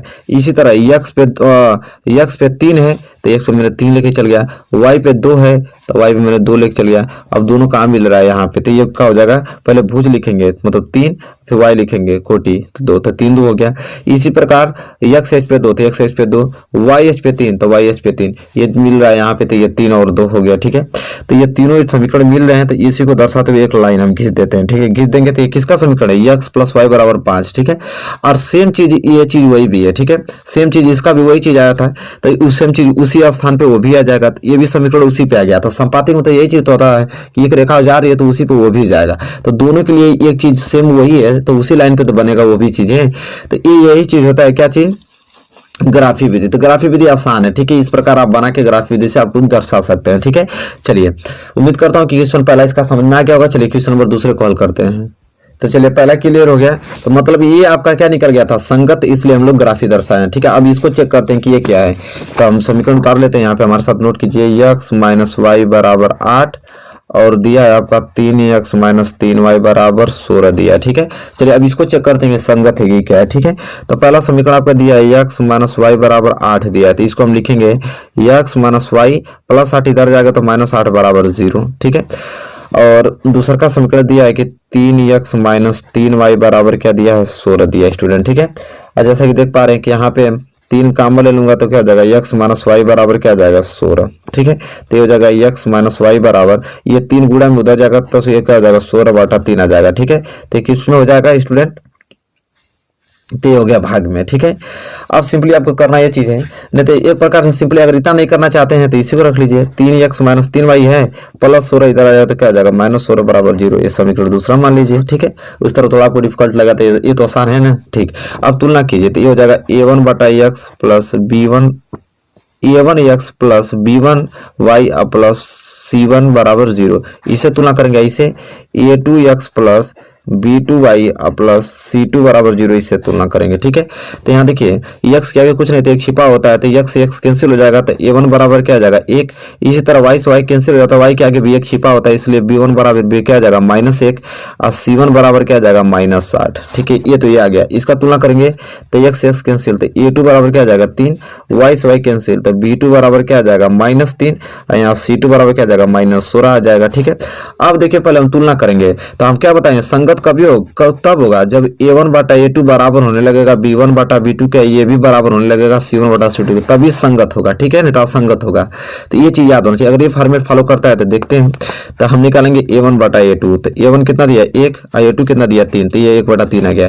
इसी तरह b1 बटा b2, तो b1 कितना दिया -1 और b2 कितना दिया -3, तो माइनस माइनस कैंसिल, भी 1 बटा 3 आ गया। और c1 बटा c2 निकाले, c1 कितना दिया -8 और c2 कितना, c1 -8 और c2 दिया -16, माइनस माइनस कैंसिल, 8 का मटा 8 दूनी के 16, तो ये भी 1 बटा 3 आ रहा है, भी 1 बटा 3 आ रहा है, लेकिन ये 1 बटा 2 आ रहा है, तो मतलब फॉलो नहीं हो पा रहा है। मतलब ये हो रहा है कि a1 बटा a2 बराबर हो रहा है b1 बटा b2 के, यह बराबर नहीं हो रहा है c1 बटा c2 के। तो बताइए संगत होगा, कभी नहीं हो पाएगा। ये क्या होगा तब, यह असंगत होगा। तब असंगत है तो इसका ग्राफिक विधि से थोड़ी हल करना पड़ेगा, मुझे नहीं करेंगे, क्योंकि वो बताया था कह रहा था कि अगर संगत, यदि संगत है तभी ग्राफिक विधि से हल कीजिए, तो भाई संगत नहीं, इसलिए हम नहीं कर पाएंगे इसे। तो बताइए कि क्वेश्चन कैसा लगा, समझ में आया आप लोगों को? कोई दिक्कत हुआ? 1% दिक्कत नहीं, तो वेरी मोस्ट इंपोर्टेंट क्वेश्चन है जो कि एग्जाम में आपको 2021 बोर्ड एग्जाम में देखने को मिलेगा। स्टूडेंट क्वेश्चन को पहले पढ़ते हैं 1-2 बार, ठीक है, आसानी से। कह रहा है कि यदि हम अंश में 1 जोड़ दें तथा हर में से 1 घटा दें तो भिन्न 1 में बदल जाती है। यदि हर में 1 जोड़ दें तो यह 1/2 हो जाती है, वह भिन्न क्या होगी स्टूडेंट? ठीक है, वेरी मोस्ट इंपोर्टेंट क्वेश्चन है। और देखिए किस प्रकार इसे हम लोग अच्छे तरीके से सॉल्व करके मैं आपको बताता हूँ। देखिए सिंपली यहाँ पे मैं सोल्यूशन आप लिख देता हूँ और देखिए मैं बताता हूँ इसको सॉल्व करके। कह रहा है कि यदि हम अंश में 1 जोड़ दें तथा हर में 1 घटा दें तो भिन्न 1 में बदल जाती है। भिन्न जानते हैं किसे कहते हैं? जिसे हम क्या लिखते हैं, x बटे y के रूप में लिखते हैं। देखिए x बटे y के रूप में तो परिमेय संख्या भी होती है, लेकिन और x बटे y में भिन्न भी होती है, लेकिन परिमेय संख्या ऋणात्मक हो सकती है, ठीक है, लेकिन भिन्न ऋणात्मक नहीं होती। ये चीज आपको याद नहीं चाहिए। तो भिन्न आपका x बटे y हो गया, ठीक है, तो यह x बटे y में भिन्न लिखा जाता है, तो ये भिन्न हो गया आपका। और जैसा कि x जो है इसे हम क्या कहते हैं, अंश कहते हैं, और जो y है इसे क्या बोलते हैं, हर बोलते हैं स्टूडेंट। ठीक है, अब बस अब काम हो गया आप लोगों का। अब सिंपली कर रहा है, यदि हम अंश में, देखिए यह क्या है, x बटे y तो है, अंश हमारा x ही तो है। कह रहा कि यदि हम अंश में 1 जोड़ दें, चलिए हम अंश में क्या कर देते हैं, 1 जोड़ देते हैं, ठीक है, तथा हर में से घटा दें, हर मेरा y है, इसमें से हम 1 घटा दे रहे हैं, ठीक है। फिर कह रहा है कि घटा दें तो भिन्न कितना बदल जाती है, तो ये भिन्न कितना हो जाती है, 1 में बदल जाती है, ठीक है। यह कंडीशन पहला आपको दिया है, ठीक है। इस कंडीशन को पहले हम लोग सॉल्व कर लेते हैं, ठीक है। देखिए सॉल्व करेंगे तो क्या होगा, यह भाग में इधर जाएगा तो गुणा में हो जाएगा, तो ये बचेगा आपका क्या कि x प्लस 1 बराबर y माइनस 1, 1 में गुणा होगा तो उतना ही होगा, y माइनस 1 ही होगा स्टूडेंट। ठीक है, अब देखिए यहाँ पे हो जाएगा x प्लस y, इधर जाएगा तो क्या हो जाएगा -y बराबर, इधर क्या बचेगा -1, ठीक है, या +1 उधर जाएगा तो क्या हो जाएगा -1 हो जाएगा स्टूडेंट। ठीक है, अब यहाँ पे क्या हो जाएगा, यहाँ पे x माइनस वाई बराबर क्या हो जाएगा -2 हो जाएगा स्टूडेंट। ठीक है, अब यहाँ पे यह इक्वेशन क्या मान लीजिए, इसे 1 मान लीजिए। ये तो कंडीशन पहला कह रहा था। फिर कंडीशन दिया है कि यदि हर में 1 जोड़ दें, कह रहा कि भिन्न आपकी वही रहेगी, x बटे y ही भिन्न रहेगी, लेकिन इस बार करना है आपको कि यदि हर में 1 जोड़ दें, जो y है इसमें अगर 1 जोड़ दें तो भिन्न क्या हो जाता है, तो भिन्न 1/2 हो जाता है। तो इसको हम क्या करेंगे, 1/2 के बराबर में कर देंगे, ठीक है, कि हर में y 1 जोड़ने पर भिन्न 1/2 हो जाती है। ठीक, इतना हो गया। इसे सॉल्यूशन करेंगे तो देखिए y प्लस 1 का गुणा 1 में करेंगे तो ये y प्लस 1 ही होगा, इतना तो जानते हैं आप लोग। और 2 को गुणा x में करेंगे तो क्या हो जाएगा, 2x हो जाएगा। इसे हल करेंगे तो क्या आ जाएगा, सिंपली से इधर 1 इधर रहने दीजिए, इसको ये हो जाएगा 2x और प्लस y उधर जाएगा तो क्या हो जाएगा -y हो जाएगा। तो इसको तो मैं इस रूप में भी लिख सकता हूँ, इसको इधर लिख लीजिए, 2x माइनस y बराबर क्या हो जाएगा, या 1 हो जाएगा। इसे समीकरण क्या मान लीजिए आप, 2 मान लीजिए। अब सिंपली से देखिए यहाँ पे -y है, यहाँ पे भी -y है, तो हम क्या करेंगे, समीकरण 1 में से समीकरण 2 को घटाने पर, ठीक है, घटा देंगे तो यहाँ पे लिखना पड़ेगा, हमें लिखना पड़ता है कि समीकरण 1 को समीकरण 2 में से घटाने पर, समीकरण 2 में से घटाने पर, बहुत ही ज़्यादा इंपॉर्टेंट क्वेश्चन है। तो इस क्वेश्चन को आपको लगाना है, घटाने पर। चलिए एक में से दो को घटाना है, तो चलिए पहले कर समीकरण एक को समीकरण दो में से घटाने पर पहले समीकरण दो उतारिए। 2x माइनस वाई बराबर 1, यह समीकरण क्या है 2 है। और समीकरण पहला क्या है कि x माइनस वाई बराबर -2, यह समीकरण पहला है। क्या करने पे घटाने पे जैसा कि आप लोग जानते हैं साइन चेंज हो जाता है, ठीक है। साइन चेंज होने का मतलब कि यह प्लस में तो माइनस में हो जाएगा, यह माइनस है तो प्लस में हो जाएगा, यह माइनस है तो क्या हो जाएगा प्लस में, ठीक है। आप सिंपली देख पा रहे हैं कि माइनस वाई और ये प्लस वाई, ये क्या हो जाएगा आपस में कैंसिल। यहाँ पे 2x में से x घटा दूंगा तो क्या बचेगा x ही बचेगा। अब यहाँ पे भी प्लस यहाँ पे प्लस, तो 2 और 1 क्या हो जाएगा 3 हो जाएगा। तो x बराबर यहाँ से क्या निकल गया आपका 3 निकल गया है, ठीक है। तो x बराबर अगर यहाँ पे स्टूडेंट आपका 3 निकल गया है तो ये x का मान किसी भी समीकरण में आप रख लीजिए। तो आप लिखेंगे कि x का मान समीकरण चाहे 1 में 2 किसी में रख लीजिए, समीकरण x का मान समीकरण मान लीजिए 2 में रखने पे आप 1 में भी रख सकते हैं, आंसर उतना ही आएगा 2 में रखने पे। अब 2 में रखने के करना पड़ेगा कि दूसरा समीकरण उतारना पड़ेगा। दूसरा समीकरण है 2x माइनस वाई बराबर 1, यही तो है। तो 2 और गुणे x का वैल्यू कितना दिया है 3, तो 3 माइनस वाई बराबर 1, तो 2 3 6 माइनस वाई बराबर क्या हो जाएगा 1। आप सिंपली यहाँ पे देख पा रहे हैं कि कितना आंसर आ जाएगा यहाँ से।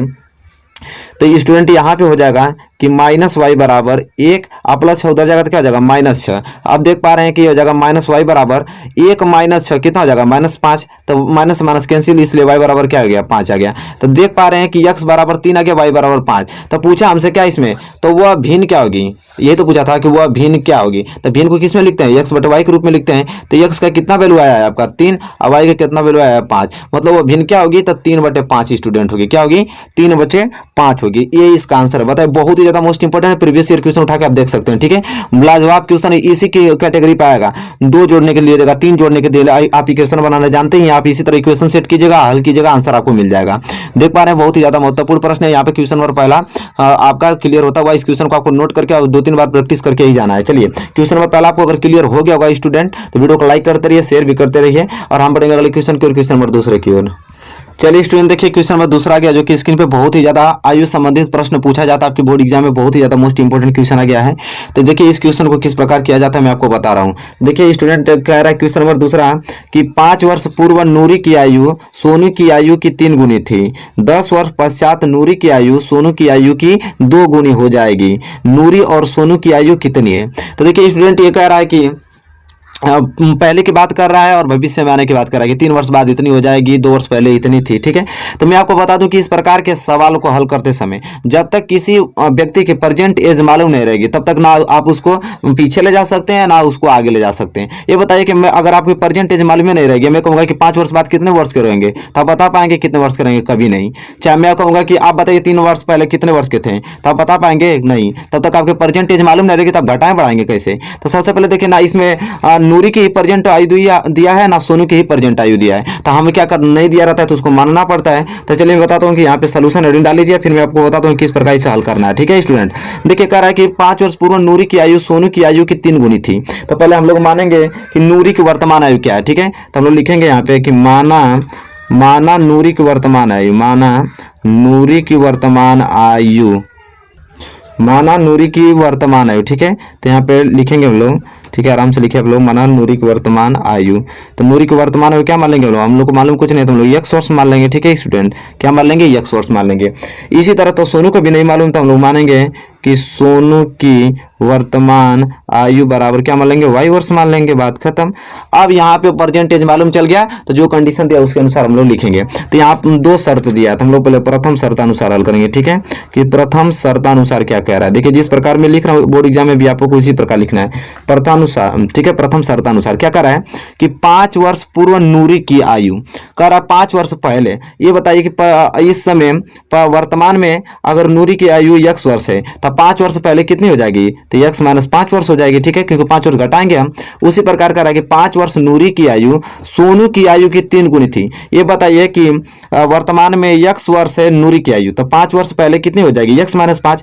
तो अगर नूरी अगर 5 वर्ष पहले जा रही है तो भाई सोनू भी 5 वर्ष पहले तो छोटा होगा, तो सोनू की वर्तमान आयु क्या है y, तो 5 वर्ष पहले ये छोटा होगा तो 5 वर्ष इसको भी घटाना पड़ेगा, ठीक। तो यहाँ पे 5 वर्ष पहले चले गए दोनों। फिर कह रहा है कि 5 वर्ष पूर्व जो नूरी की आयु थी वो सोनू की आयु की 3 गुनी थी, जिसके आयु के अनुसार देता है कि सोनू की आयु, तो उसी की आयु में हम लोग घटाते बढ़ाते और गुना करते हैं, ठीक है। तो कह रहा है कि सोनू की आयु की कितनी गुनी हो, 3 गुनी हो। तो सोनू की आयु क्या है, y-5 है, तो इसमें हम 3 का गुणा कर देंगे, तो कितनी गुनी है, 3 गुनी है, ठीक है। तब जाके आपस में क्या होगा, बराबर होगा इक्वेशन, ठीक है। अब इतना कर लें तो अब इसको तो आसानी से हल कर पाएंगे आप। तो लिखेंगे कि या अब इसको सोल्यूशन कीजिए, तो x-5 बराबर 3 में y को गुणा होगा तो 3y माइनस 3 को गुणा 5 में होगा तो 3 5 15। अब यहाँ से क्या हो जाएगा कि x प्लस 3y इधर आएगा तो क्या हो जाएगा -3y बराबर इधर क्या बचेगा -15। अब -5 उधर जाएगा तो क्या हो जाएगा +5 स्टूडेंट, ठीक है। यहाँ पे बचेगा आपका कि x - 3y बराबर -15 और +5 कितना हो जाएगा, -10 बच जाएगा, ठीक है स्टूडेंट। इसे अब ये जो बचा है, अब ये इक्वेशन सोल्यूशन हो गया, ठीक है। इस इक्वेशन को हमने सॉल्व कर लिया, तो इसे हम लोग क्या मान लेंगे, इक्वेशन फर्स्ट मान लेंगे, ठीक है। अब इक्वेशन फर्स्ट आ गया, ये प्रथम शर्तानुसार इक्वेशन फर्स्ट निकल गया। इसी प्रकार द्वितीय शर्ता भी दिया था, हम लोग लिखेंगे यहाँ पे कि द्वितीय शर्तानुसार, अब वहां से भी हम लोग इक्वेशन सेकंड निकालेंगे, द्वितीय शर्तानुसार। अब देखिए द्वितीय शर्तानुसार क्या कहता है, यहाँ पे पढ़ते हैं। कह रहा है कि 10 वर्ष पश्चात नूरी की आयु सोनू की आयु की 2 गुनी हो जाएगी। अब 10 वर्ष पश्चात कह रहा है कि अगर मान लीजिए कि नूरी की आयु क्या है x और सोनू की क्या है y, तो अगर प्रेजेंट टाइम में अगर नूरी की आयु x वर्ष है तो 10 वर्ष बाद कितनी होगी, तो x + 10 होगी, क्योंकि 10 वर्ष अगर ये बड़ा हो जाएगा तो ये भी बड़ा हो जाएगा, तो 10 वर्ष ये भी इसमें जोड़ दीजिए।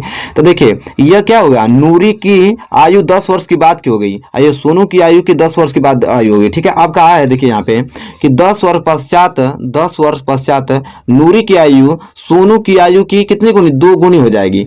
आप देखिए 10 वर्ष पश्चात नूरी की आयु सोनू की आयु, किसके आयु की, सोनू की आयु की कितनी हो जाएगी, 2 गुनी हो जाएगी, बराबर कर दीजिए, बात खत्म। अब यहाँ से इक्वेशन निकालिए तो हो जाएगा आपका क्या, x + 10 बराबर 2 में y का गुणा करेंगे तो 2y + 10 दूनी के 20 हो जाएगा।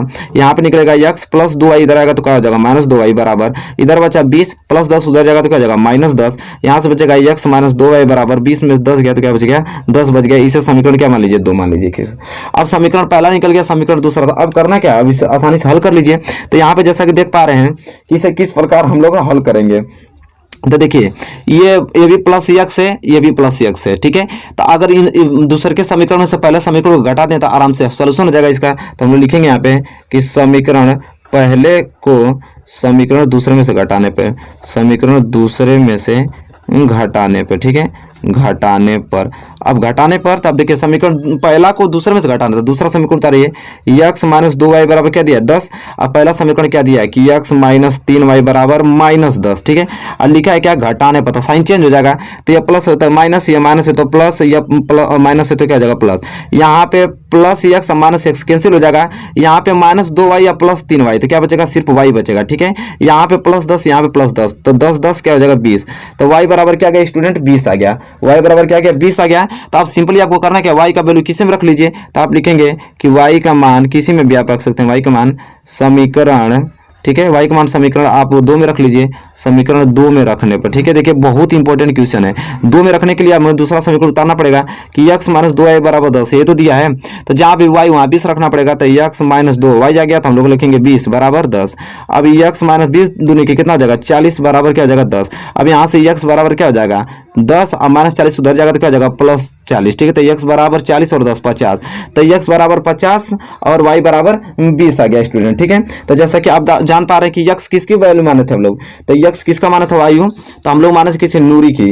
तो नूरी की वर्तमान, नूरी को हमसे पूछा क्या यहाँ पे, तो नूरी और सोने की आयु कितनी होगी, तो हम x को किसको माने थे, नूरी को, तो x की जगह किसको निकलेंगे 50 वर्ष, ठीक है। और y कितना आया 20, तो y की जगह क्या मान लेंगे 20 वर्ष। अब यहाँ से हमको मालूम चल गया कि नूरी की आयु कितनी आ गई 50 वर्ष और सोने की आयु कितनी आ गई 20 वर्ष आ गया। तो बहुत ही सिंपल तरीका है इसको हल करने का, ठीक है। तो इस प्रकार के क्वेश्चन लगातार बोर्ड एग्जाम में पूछे जाते हैं, ठीक है। तो बहुत ही ज्यादा इंपॉर्टेंट क्वेश्चन है, तो इस क्वेश्चन को आपको तैयार करके ही किसी के मतलब स्टूडेंट जाना है, ठीक है। चलिए उम्मीद करता हूँ कि क्वेश्चन नंबर आपको दूसरा क्लियर हो गया होगा, जो कि वेरी मोस्ट इंपॉर्टेंट क्वेश्चन है। इसी के साथ हम बढ़ेंगे अगले क्वेश्चन की ओर, क्वेश्चन नंबर तीसरे की ओर। चलिए स्टूडेंट देखिए क्वेश्चन नंबर तीसरा आ गया आपकी स्क्रीन पे, जो कि बहुत ही ज्यादा महत्वपूर्ण प्रश्न है, ठीक है। इस प्रकार के क्वेश्चन हमेशा बोर्ड एग्जाम में पूछे जाते हैं निरंतर, ठीक है। देखिए क्वेश्चन नंबर तीसरा को पढ़ लेते हैं, फिर इसे सॉल्व करने की कोशिश करेंगे। कह रहा है कि 2 अंकों की संख्या के अंकों का योग 9 है। इस संख्या के 9 गुना को पलटने से बनी संख्या को 2 गुना है, वह ज्ञात कीजिए। देखिए बहुत ही मोस्ट इंपोर्टेंट क्वेश्चन है। इस प्रकार के क्वेश्चन को अगर आप समीकरण बनाना जान गए तो समझिए कि सॉल्यूशन करने में कोई परेशानी नहीं होगी। तो चलिए मैं बताता हूँ। तो कह रहा है कि देखिए 2 अंकों की संख्या के अंकों का योग। देखिए 2 अंकों की संख्या, देखिए ये 35 है, 2 अंकों है, 2 अंक की संख्या है, ठीक है। अब इस 2 अंकों की संख्या में देखिए यह 5 जो होगा इकाई का अंक होगा, यह जो होगा दहाई का अंक होगा कि नहीं होगा, ठीक है। अब ये किस संख्या से मिलकर बनी है? तो 3 गुणे 10 प्लस 5 से बनी है, ठीक है। 3 में 10 का, दहाई में 10 का गुणा करते हैं आप प्लस इकाई को जोड़ देते हैं तो वो संख्या प्राप्त होगी। इतना तो आप लोग जानते ही हैं, ठीक है।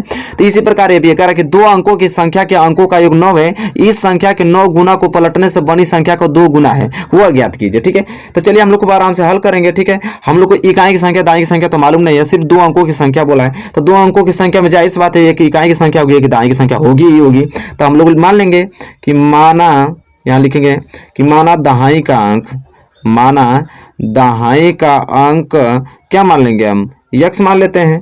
और इकाई का अंक क्या मान लेते हैं? y मान लेते हैं। इकाई का अंक y मान लेते हैं, ठीक है। कोई दिक्कत? भाई पूछ कहा है कि 2 अंकों की संख्या, तो 2 अंकों की संख्या में जाहिर सी बात है कि इकाई और दाई तो होगा ही होगा। तो 2 अंकों की संख्या में मैंने मान लिया कि दाई का अंक x होगा और इकाई का अंक y होगा, ठीक है। यही 2 संख्या होंगी, ठीक है। तो ये 2 अंक होगी। कह रहा है कि 2 अंकों की संख्या का योग, अब 2 अंकों की संख्या का योग ये प्रथम शर्तानुसार कह रहा है, ठीक है। तो हम लोग लिखेंगे प्रथम शर्तानुसार। देखिए बहुत मजेदार है सारे क्वेश्चन होते हैं, क्वेश्चन बनाने जान जाएंगे तो हल कर देंगे। तो देखिए प्रथमानुसार क्या करा है? 2 अंकों की संख्या के अंकों का योग। तो चलिए ये 2 अंक है, इन दोनों अंकों का योग कितना दे रहा है? 9 दिया है। तो हम जोड़ देंगे x प्लस वाई बराबर क्या? 9। 2 अंकों की संख्या क्या हो गया? 9 गया। इसे समीकरण 1 मान लीजिए। अब अगर इसकी संख्या हम निकालें कि संख्या किस तरह बनेगी, तो जैसा कि आप लोग जानते हैं कि भाई दहाई में 10 का गुणा करते हैं तो क्या हो जाएगा? 10x प्लस इकाई में 1 को गुणा करते हैं तो y में 1 को गुणा करेंगे तो y होगा। अब तो ये क्या हो जाएगी संख्या? x प्लस वाई, अरे 10x प्लस वाई हो जाएगी। और कोई संख्या जैसे 35 था तो 35 को हम कैसे लिखें? 3 गुणे 10 प्लस 5। इसी तरह 2 अंकों की संख्या x y है, 2 अंक x y हो गया। इनका संख्या अगर मैं लिखूँ तो x में कितना गुणा करूंगा? 10 का, और प्लस y में कितना गुणा करूंगा? 1 का। तो ये संख्या कितना बन जाएगा? 10x प्लस वाई न बनेगा। तो ये संख्या इतना बन गया, ठीक है। अब देखिए इक्वेशन फर्स्ट ये हो गया। अब देखिए कह रहा है यहाँ पे कि अंकों का 9 है। इस संख्या के 9 गुना को पलटने से, इसी संख्या के 9 गुना को पलटने से बनी संख्या को 2 गुना है, ठीक है।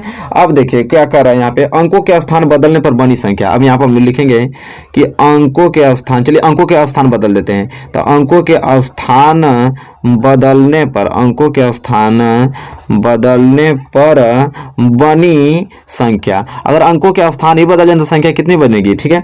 अगर वही संख्या x y थी तो हम क्या लिखते थे? 10x plus Y. अगर इसी संख्या का हम yx मान लें, अंक ही चेंज कर दें तो क्या हो जाएगा? अब इसमें 10 को गुणा हो जाएगा तो ये क्या हो जाएगा? 10y और प्लस क्या हो जाएगा स्टूडेंट? x हो जाएगा, ठीक है। 10y plus x। तो अंकों के स्थान बदलने पर यह, तो देखिए पहले संख्या यह थी, इसका स्थान हम लोगों ने बदल दिया तो यह संख्या इस तरह हो गया, ठीक है। अब क्या कह रहा है? तो अब उसे हल करेंगे। अब देखिए दूसरी शर्तानुसार क्या बोला था, अब उसको देखते हैं। द्वितीय शर्तानुसार बहुत ही मोस्ट इंपोर्टेंट क्वेश्चन है स्टूडेंट, ठीक है। अब द्वितीय शर्तानुसार इसे हल करेंगे। द्वितीय शर्तानुसार ये कह रहा है कि 2 अंकों की संख्या अंकों का योग 9 है। बहुत बढ़िया। इस संख्या के 9 गुणों को, मतलब इस संख्या के 9 गुना, मतलब जो पहली संख्या थी, कह रहा है कि जो पहली संख्या हमारी 10x प्लस वाई थी, इसके 9 गुना को पलटने से बनी संख्या। तो अगर इस संख्या को पलट देना है तो क्या बनना है हमारा? 10y प्लस क्या बनना है? x बनना है। तो कह रहा है कि इस संख्या के 9 गुना को पलटने से बनी संख्या को 2 गुना, जो बनी संख्या है किसका कितना गुना हो जा रहा है? 2 गुना हो जा रहा है। बस जो पहली संख्या थी उसका 9 गुना इसी संख्या को पलटने से कितनी? 2 गुना बन गया। तो बस ये इक्वेशन सेट हो गया। अब हल कर दीजिए। तो 9 दाम में 90x अब प्लस क्या हो जाएगा? 9y अब बराबर क्या हो जाएगा? 10 दूनी के 20y अब प्लस 2x हो जाएगा। अब देखिए यहाँ पे क्या हो जाएगा? 90x और देखिए यहाँ पे जो प्लस 2x इधर आएगा तो क्या हो जाएगा? Minus 2x। और यहाँ पे क्या है? 20y अब प्लस 9y उधर जाएगा तो क्या हो जाएगा? Minus 9y। बात खत्म। 90x में से 2x घट गया तो कितना बच गया? 88x, ठीक है। अब बराबर इधर कितना बच गया? 20 में से 9 गया तो कितना बच गया? 11y। अब करना आपको क्या है कि 18x प्लस 11y इधर क्या तो क्या हो जाएगा माइनस 11y बराबर इधर क्या बचेगा 0। यहाँ पे 11 कॉमन लेंगे तो क्या हो जाएगा 11 कॉमन ले लीजिए, 11 कॉमन लेंगे तो 11 8 88 तो 8x, 11 इसमें से निकल गया तो सिर्फ y बचेगा बराबर 0। या अब इसका गुणा में उधर जाएगा तो क्या हो जाएगा भाग में तो इधर 0 हो जाएगा तो ये क्या हो जाएगा 8x माइनस y बराबर क्या बच जाएगा 0। ठीक है स्टूडेंट, अब यह जो बन गया इसे मान लीजिए आप लोग समीकरण दूसरा। ठीक है, समीकरण पहला आप यहाँ माने थे x प्लस वाई बराबर 9 और समीकरण ये निकल गया। अब दो समीकरण निकल गया, अब देखिए इसमें प्लस वाई दिया है इसमें माइनस वाई दिया है, तो हम लोग क्या करेंगे हटाने की जरूरत तो पड़ेगी नहीं, जोड़ने पर सीधे कट जाएगा। तो हम लोग लिखेंगे कि समीकरण 1 व 2 को क्या करने पर जोड़ने पर, समीकरण 1 व समीकरण 2 को क्या करने पर जोड़ने पर। तो चलिए जोड़िए, तो पहला समीकरण था x प्लस वाई बराबर क्या था 9 और दूसरा निकल गया 8x माइनस वाई बराबर 0। अब इसे जोड़ने पर ये तो आपस में ऐसे ही कट जाएगा, 8x और 1x कितना मिल जाएगा 9x बराबर 9 में 0 जोड़ेंगे तो 9, तो यहाँ से x बराबर क्या निकल जाएगा 9/9, यहाँ से x बराबर कट जाएगा तो क्या आ गया 1, तो x बराबर स्टूडेंट का आ गया 1 आ गया। तब x बराबर 1 आ गया तो x का मान किसी में रख लीजिए, तो आप लिखिएगा यहाँ पे कि x बराबर 1 समीकरण किस में रखने पर 1 में रखने पर, किसी में रखेंगे तो आ जाएगा समीकरण 1 में रखने पे। ठीक है स्टूडेंट, अब समीकरण 1 में रखने पर समीकरण 1 क्या था कि x प्लस वाई बराबर 9 था, तो जहाँ पे x वहाँ आप क्या रखेंगे 1 प्लस वाई बराबर क्या हो गया 9, इसलिए y बराबर 9 माइनस 1 y बराबर 8 निकल गया स्टूडेंट। ठीक है, तो x बराबर 1 निकल गया, y बराबर आपके क्या निकल गया स्टूडेंट 8 निकल गया। तो अब कह रहा है कि वो संख्या पूछा हमसे क्या, तो वो ज्ञात कीजिए, क्या वो संख्या ज्ञात कीजिए। तो अब यहाँ पे देखिए इतना आपने नोट कर लिया है, तो यहाँ पे हम आप संख्या ज्ञात करके दिखा देता हूँ। तो संख्या क्या होगी, संख्या हमारी क्या थी कि 10x, ये तो थी 10x प्लस वाई, ये तो हमारी संख्या थी, बस वैल्यू रख लीजिए। 10 और गुणे x का वैल्यू कितना आया 1, तो 1 रख लीजिए, प्लस y का वैल्यू कितना आया 8, तो 8 रख लीजिए। 10 में 1 को गुणा करेंगे तो 10 प्लस 8 तो कितना आ जाएगा 18। वो संख्या कितनी है तो स्टूडेंट 18 है। कितना simple question, very most important question था।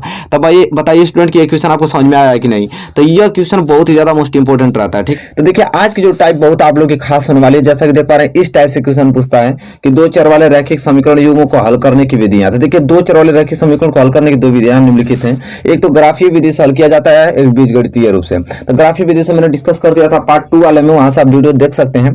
बचा है बीजगणितीय विधि। बीजगणितीय विधि में देखिए ये जो 3 टॉपिक है वेरी मोस्ट इंपॉर्टेंट है, प्रतिस्थापन विधि, विलोपन विधि और वज्र गुणन विधि। इन तीनों विधि से एक ना एक क्वेश्चन पक्का 100% टपकेगा। ठीक है, तो तीनों विधि से आपको दो चर वाले रैखिक समीकरण युग्म हल करना आना चाहिए। तो दोस्तों इस वीडियो में पहले इन लोगों को कवर करेंगे, फिर आगे क्वेश्चंस करेंगे। ठीक है, कि बहुत ही ज्यादा इंपॉर्टेंट यह पार्ट होता है। ठीक है, तो चलिए आज की हम लोग वीडियो बहुत खास होगी। तो आज हम स्टार्ट करेंगे बीजगणितीय विधि से। पहला विधि का प्रतिस्थापन विधि, और उसे क्वेश्चन देखेंगे किस प्रकार क्वेश्चन पूछा जाता है। देखिए स्टूडेंट पहला क्वेश्चन आ गया आपकी स्क्रीन पे, देखिए इस प्रकार क्वेश्चन पूछेगा, बहुत ही ज्यादा महत्वपूर्ण प्रश्न है। वीडियो को आपको एक एक पॉइंट करके देखना है, मैं बहुत ही इजी तरीके से आपको बताने वाला हूँ। ठीक है, कह रहा है कि निम्नलिखित रैखिक समीकरण युग्म को प्रतिस्थापन विधि से हल कीजिए। यह रैखिक समीकरण युग्म दे दिया है और इसे किस विधि से हल करना है, तो स्टूडेंट प्रतिस्थापन विधि से, जिस विधि से बोलेगा उसी विधि से हल करना पड़ेगा। हर एक विधि का मेथड अलग होता है, उसका स्टेप अलग होता है, उसी स्टेप से किया जाता है समीकरण को। ठीक है, देखिए ये जो इक्वेशन है ये प्रतिस्थापन विधि से भी आंसर उतना ही आएगा, विलोपन विधि से आंसर उतना ही आएगा, वज्र गुणन विधि से आंसर भी इतना ही आएगा, लेकिन लगाने का तरीका अलग होना चाहिए। उसी विधि को एग्जामिनर दिखाएगा आपको। ठीक है, और इसे एग्जामिनर दे देता है तो आपको प्रतिस्थापन विधि से इसे हल करना पड़ेगा। ठीक है, अगर दिया रहेगा प्रतिस्थापन विधि से हल कीजिए तो। ठीक है, चलिए मैं बताता हूँ प्रतिस्थापन विधि से किस प्रकार हल किया जाता है। सबसे पहले देखिए आप यहाँ पे सॉल्यूशन लिखिए, आराम से एक स्टेप पर समझते जाइएगा। ठीक है, सॉल्यूशन में देखिए समीकरण पहला क्या दिया है कि यस माइनस टी बराबर 3, यह समीकरण पहला दे दिया। ठीक है, ये तो सरल तरीके से सही है, लेकिन समीकरण दूसरा देख रहे हैं कि दिया है कि यस माइनस यस बटे 3 और प्लस टी बटे 2 बराबर 6। चलिए इसे हल कर लेते हैं। तो देखिए एलसीएम कितना हो जाएगा 6 हो जाएगा, तो 3 दूनी के 6, तो 2 बार गया 2 को गुणा यस में होगा तो क्या होगा 2s और प्लस 2 3 6, 3 को गुणा टी में करेंगे तो क्या हो जाएगा 3t बराबर क्या आ जाएगा 6 आ जाएगा। ठीक है, अब ये हल करेंगे तो 2s और प्लस 3t अब बराबर 6 भाग में उधर जाएगा तो गुणा में 6 चढ़े के 36। तो यह समीकरण दूसरा आ गया। ठीक है, तो देखिए इक्वेशन पहला यहाँ पे आ गया, इक्वेशन सेकंड यहाँ पे आएगा। अब देखिए क्या कहता है विधि कि दोनों इक्वेशन में से किसी इक्वेशन से वैल्यू निकाल लीजिए। मुझे समीकरण 1 से निकालना होगा तो समीकरण 1 से ऐसे लिखेंगे, समीकरण 1 से। ठीक है, वही 2 से भी निकालना चाहेंगे तो निकाल सकते हैं, तो हमें समीकरण 1 आसान लग रहा है तो समीकरण 1 से। अब समीकरण 1 से क्या हो रहा है कि दिया है यस माइनस टी बराबर 3, तो यस का वैल्यू निकाल सकते हैं आराम से। यस बराबर क्या हो जाएगा 3, माइनस टी उधर जाएगा तो क्या बन जाएगा प्लस टी में। ठीक है, तो यस बराबर क्या हो जाएगा 3 प्लस टी। तो यह समीकरण दोस्तों ये क्या हो गया कि यह समीकरण आपका हो गया तीसरा। ठीक है, इसे हल किया तो समीकरण दूसरा आया है, ये पहला आ गया, ये समीकरण तीसरा आ गया। अब स्टूडेंट ये करना है कि यहाँ पे लिखेंगे कि जो समीकरण पहला से मान निकला है तीसरा, या अब इसका मान किस में रख देंगे, दूसरा में रख देंगे। तो हम लिखेंगे समीकरण पहला का मान, समीकरण पहला का मान, समीकरण पहला का ही मान है यह, समीकरण पहला का मान समीकरण दूसरा में रखने पे, समीकरण पहला का मान समीकरण दूसरा में रखने पे, दूसरा में रखने पे, ठीक है, दूसरा में रखने पर। चलिए अब इसकी वैल्यू इसमें रख देंगे। तो दूसरा क्या है समीकरण आपका 2s + 3t = 36, यही तो है। अब s बराबर कितना दिया है 3 + t, जहां भी s रहेगा वहां 3 + t लिख देंगे। तो 2 अब गुणे s आ गया तो हम लिख देंगे क्या 3 + t और प्लस 3t = 36, इतना तो कर ही लेंगे स्टूडेंट। अब आगे देखिए, अब इसे क्या किया जाए, गुणा करेंगे। तो 2 तिहाई 6 और प्लस 2 में t का गुणा होगा तो 2t और प्लस 3t = 36। अब इसे हल करेंगे तो 6 देखिए 2t और 3t कितना हो जाएगा मिलके 5t बराबर कितना हो जाएगा 36। और यहाँ पे क्या हो जाएगा 5t = 36, यह प्लस उधर जाएगा तो क्या हो जाएगा -6 में कन्वर्ट हो जाएगा। तो हो जाएगा 5t = 36 में से 6 गया तो 30, और यहाँ से t का वैल्यू निकालेंगे तो क्या हो जाएगा 30/5, और यहाँ से खूब आराम से काटा देंगे तो t बराबर आ जाएगा 5 6 30, t बराबर क्या आ जाएगा स्टूडेंट 6 आ जाएगा। और तब t बराबर 6 आ जाएगा तो t का मान किसी भी समीकरण में रख सकते हैं। तो लिखेंगे t का मान समीकरण 1 में रखने पर, t का मान समीकरण यहाँ पे 1 में रखेंगे तभी भी आ जाएगा, किसी में रखेंगे तो आ जाएगा। t का मान समीकरण 1 में रखने पर, और समीकरण 1 में रखने पर तो समीकरण 1 क्या है तो s - t = 3, यही था। तो हम लिखेंगे s - t का वैल्यू कितना आ गया 6, तो यहाँ लिख देंगे 6 = 3, ठीक है स्टूडेंट। अब s बराबर क्या आ जाएगा 3 - 6 उधर जाएगा तो क्या हो जाएगा +6 में, तो यहाँ देख पा रहे हैं तो s = 6 3 9, तो देखिए यहाँ आपका वैल्यू निकल गया, ठीक है। t बराबर कितना आ गया 6 आ गया स्टूडेंट, और s बराबर 9 आ गया, ठीक है। ये दिए गए समीकरण के हल निकल गए, ठीक है। दिए गए यहाँ लिख देंगे दिए गए समीकरण के हल, दिए गए समीकरण के हल, दिए गए समीकरण युग्म के हल हैं यह, ठीक है स्टूडेंट। तो देख पा रहे हैं कि प्रतिस्थापन विधि समझ में आ गया ना कि किस प्रकार आपको निकालना है। प्रतिस्थापन विधि कुछ नहीं है स्टूडेंट, पहला समीकरण मैंने बनाया था, फिर इससे दूसरा समीकरण बन गया, दोनों समीकरण बनने से मैंने समीकरण 1 से वैल्यू निकाल के वही वैल्यू दूसरे में रख दिया हूँ। अब बस निकल गया, टी का वैल्यू निकला, टी का वैल्यू समीकरण 1 में रख दिया हूँ, आराम से आपका वैल्यू निकल गया। तो प्रतिस्थापन विधि इसी विधि से हल किया जाता है, ठीक है स्टूडेंट। इसी विधि से हम प्रतिस्थापन विधि से किसी समीकरण को हल कर लेते हैं। चलिए उम्मीद करता हूँ कि क्लियर हो गया होगा, नहीं क्लियर होगा तो चलिए एक एग्जाम्पल और लेके मैं आप लोगों को बता देता हूँ। एग्जाम्पल और प्रतिस्थापन विधि का ले लूं ताकि आपको एकदम क्लियर हो जाए। कंसेप्ट के साथ पढ़ रहे हैं तो अच्छे से पढ़िए। चलिए स्टूडेंट देखिए ये समीकरण आ गया, इसे भी हमको प्रतिस्थापन विधि से हल करना है। अब देखिए दशमलव वाला है, तो देखिए इसे किस प्रकार हल करेंगे स्टूडेंट, ठीक है। तो देखिए करना आपको क्या, इसे समीकरण क्या मानना है, आपको 1 मान लेना है, और इसे समीकरण क्या मान लेना है 2 मान लेना है। ये समीकरण पहला है, समीकरण दूसरा है। चलिए अब समीकरण पहला को देख पा रहे हैं कि देखिए 2 अंक बाद ए भी दशमलव है, 2 अंक बाद ए भी दशमलव है, ठीक है। 2 अंक बाद ए भी दशमलव है, 2 अंक बाद ए भी दशमलव है, 1 अंक बाद ए भी दशमलव, 1 अंक बाद ए भी दशमलव है। तो यहाँ से हम क्या कर सकते हैं, दशमलव को उड़ा सकते हैं, यहाँ से दशमलव क्या आ जाएगा, हटा सकते हैं दशमलव को। अतः दशमलव हटा देंगे तो ये पहला समीकरण से क्या बचेगा, अब यहाँ पे आपका यहाँ से लिख दीजिएगा समीकरण पहला से, समीकरण पहला से क्या निकल गया कि 2x + 3y बराबर कितना आ गया 13, 2x + 3y बराबर 13। इसे समीकरण क्या मान लीजिए, तीसरा मान लीजिए। और इस समीकरण दूसरा से क्या निकल के आएगा, यहाँ से दूसरा समीकरण से निकलेगा कि 4x + 5y बराबर 23। इसे समीकरण क्या मान लीजिए, चौथा मान लीजिए, ठीक है स्टूडेंट। कोई दिक्कत 1% दिक्कत नहीं होगी। आप इन तीसरा चौथा में से किसी समीकरण में कोई एक वैल्यू निकाल लीजिए। आप समीकरण तीसरा से निकालना चाहते हैं तो आप लिखेंगे कि समीकरण तीसरा से। अब समीकरण तीसरा से, तो समीकरण तीसरा उतारिए तो 2x + 3y बराबर 13 दिया है, ठीक है। तो यहाँ से आप लिखेंगे क्या कि 2x बराबर क्या निकल सकता है 13, अब प्लस 3y उधर जाएगा तो क्या हो जाएगा -3y बराबर, ठीक है। यहाँ से x का वैल्यू निकल सकता है, तो x बराबर क्या निकल जाएगा 13 - 3y, 2 गुणा में इधर जाएगा तो 2 भाग में आ जाएगा, तो x बराबर 13 - 3y बटे 2 आ गया। इस समीकरण क्या मान लीजिए, पांचवा मान लीजिए। अब ये समीकरण पांचवा, x का वैल्यू कितना आ गया इतना। अब देखिए ये जो पांचवा समीकरण आया है इसका वैल्यू आप समीकरण चौथा में रख लीजिए। तो हम लिखेंगे जो x का मान आया, लिखेंगे हम लोग कि x का मान समीकरण चौथे में रखने पर, x का मान समीकरण, देखिए समझ में आ रहा है ना आप लोगों को, x का मान समीकरण 4 में प्रतिस्थापित करने पर लिख सकते हैं अच्छे ढंग से।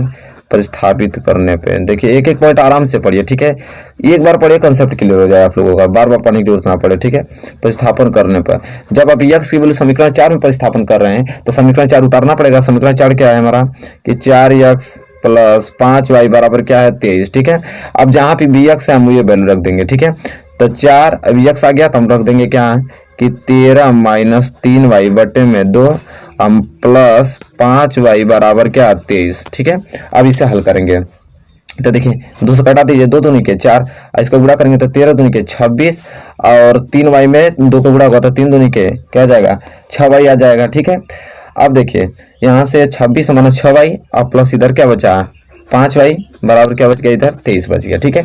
अब स्टूडेंट क्या करना है इसे सॉल्यूशन कीजिए तो हो जाएगा 26 माइनस, अब यहाँ से देखिए क्या बचेगा ये चीज माइनस 6y या प्लस 5y, तो माइनस 6y में से प्लस 5y घटेगा तो कितना बचेगा सिर्फ y बचेगा, एक y, ठीक है, ठीक है। तो यहाँ क्या बचेगा y, 26 माइनस y बराबर क्या बच गया यहाँ पे 23 बच गया स्टूडेंट, ठीक है।